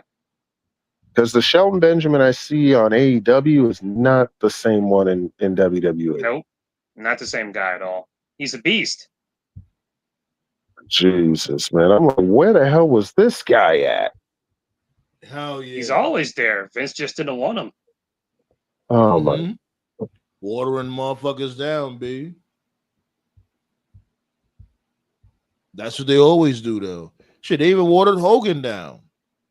Yeah. Yeah, you're right. Yeah.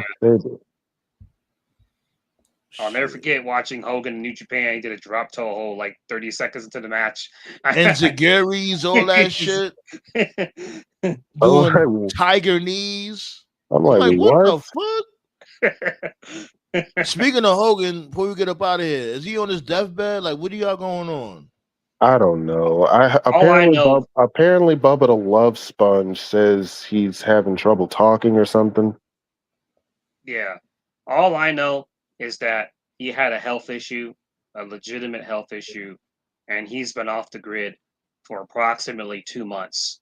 He hasn't been seen by anybody in 2 months. Take that for what you will. That doesn't mean he's on death's door. It's just no one's publicly seen him. Yes, it does. Yes, it does.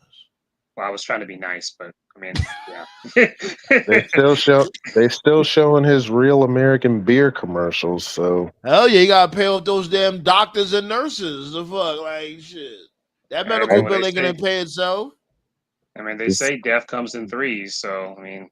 Well, there's a fourth one. Like the third one. I don't know if you know about City High. It was I just posted that. Dude from City High passed away, man. 46 years old, B. And I love that song too.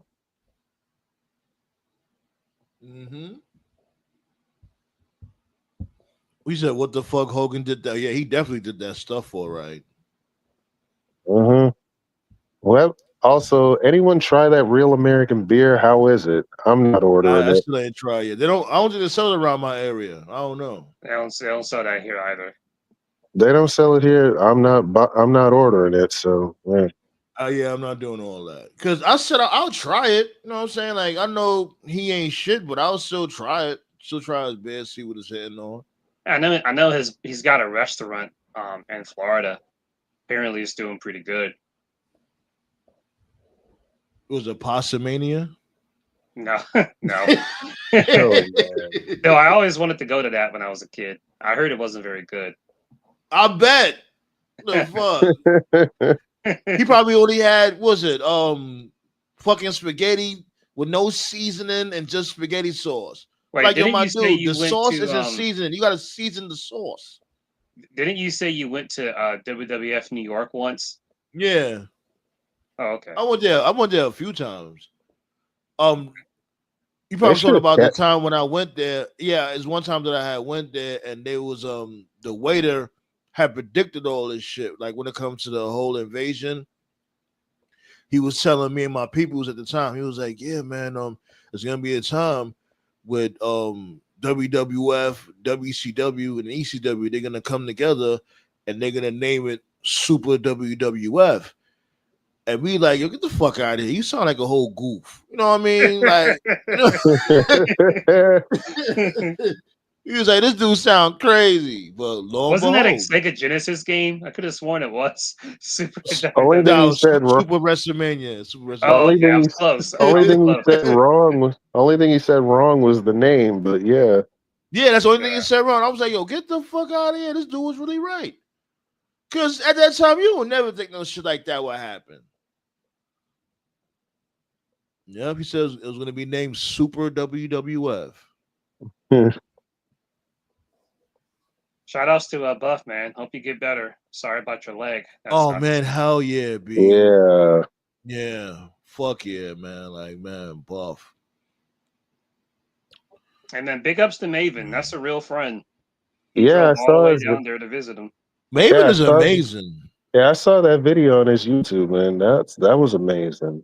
Yeah, that's how I figured out the news. Other people figured out the news from TMZ and shit, but Maven, he be out there, man. He be hitting the pavement, and he had linked up with Perry Saturn, linked up with Justin Credible. He linked up with a few people, like when it comes to genuine heart-to-heart conversations. Maven, he has a really great channel. It's really, really good. He be out there in them streets. He'll pull up like, what's going on, brother? Hey guys, Maven here. You know how he talks and shit. Most of the time, I think he be on Cafe de la Rene, the Rene Craig podcast. Yeah, he be on there most of the time. Yeah. I always enjoy hearing the stories, and I mean this respectfully. I always enjoy hearing the stories of like wrestlers who were like, curtain jerkers, like the guys who like would wrestle mostly dark matches, opening matches. They were like European title level, hardcore title level, like the Steve Blackmans, the Al Snows, the Mavens, the Rene Duprees. The reason why I enjoy listening to those guys, they have no reason to lie. They're just going to tell you how it is. They're going to tell you exactly what they saw, give you their perspective on it. When they tell stories, they don't fuck around. They stick to the point, So it's very refreshing because you're not going to get that honest of the interview from a main eventer, from a top performer most of the time. Yeah, because they want to tarnish their spot. Right. Let's get up out of here, though, B. I gotta use a bathroom. Let's shut it down. Like, Lord willing, I'm gonna pull up on Friday. I'm definitely gonna have the bum out of the week this week. I've been slacking on the bum out of the weeks because I be wanting to have some good bum out of the weeks. You know what I'm saying? Don't be here, but I'm gonna have one this week. Promise y'all. I'm gonna have a better throwback match of the week this week as well.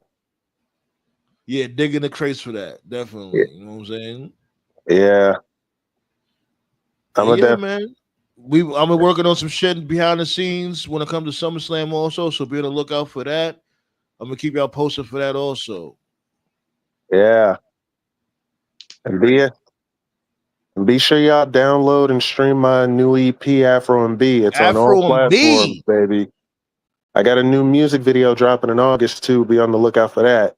Yeah, I mean, that's what I'm talking about, B. Keep grinding.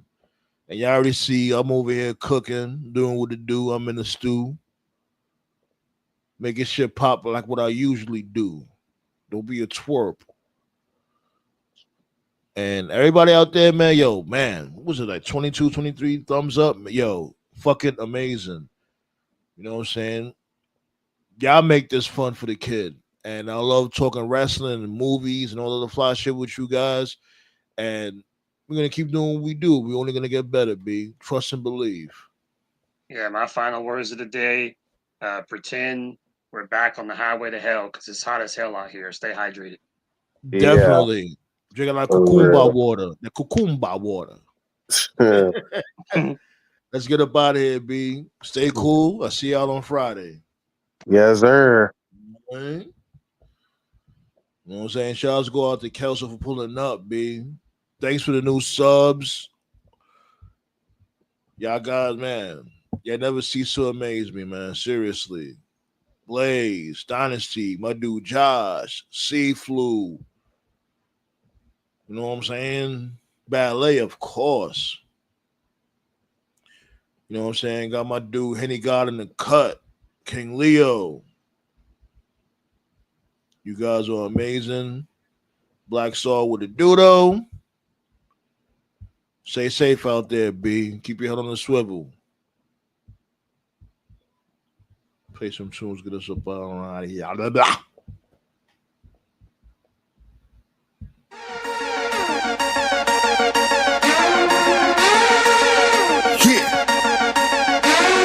Known for lyrical brutality, do use clout for their salary. All this beat do also battery, satisfactory, all this masterpiece.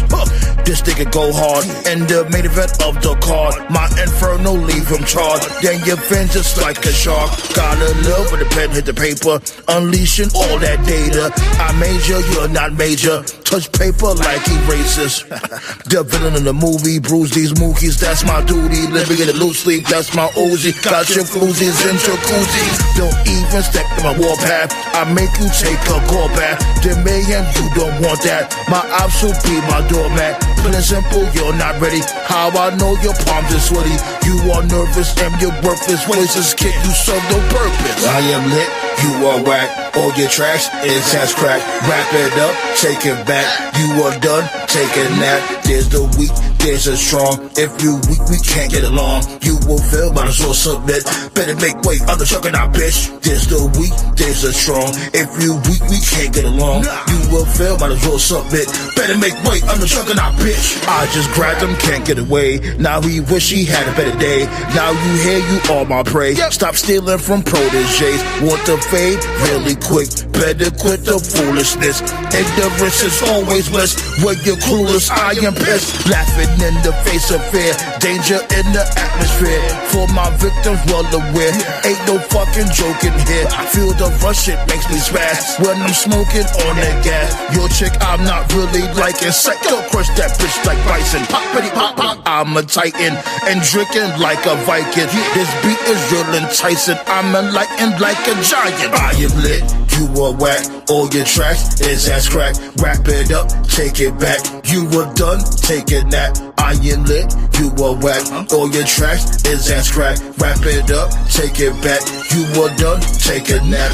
There's the weak, there's the strong. If you're weak, we can't get along.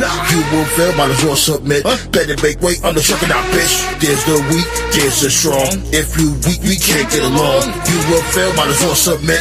Better make way, I'm the juggernaut, bitch. Better make way, I'm the juggernaut, bitch. Better make way, I'm the juggernaut, bitch. There's a weak, there's a strong. Better make way, I'm the juggernaut, bitch. Better make way, I'm the juggernaut, bitch. Better make way, I'm the juggernaut, bitch. There's the weak, there's the strong.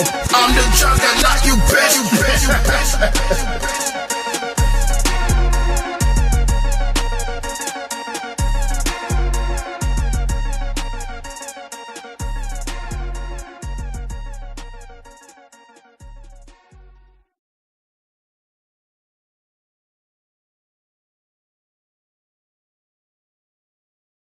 Feel the explosion, burn from fire. I'ma lose it when I I tell that nigga turn it up. Nobody in here have an empty cup. Better run and escape and go pray.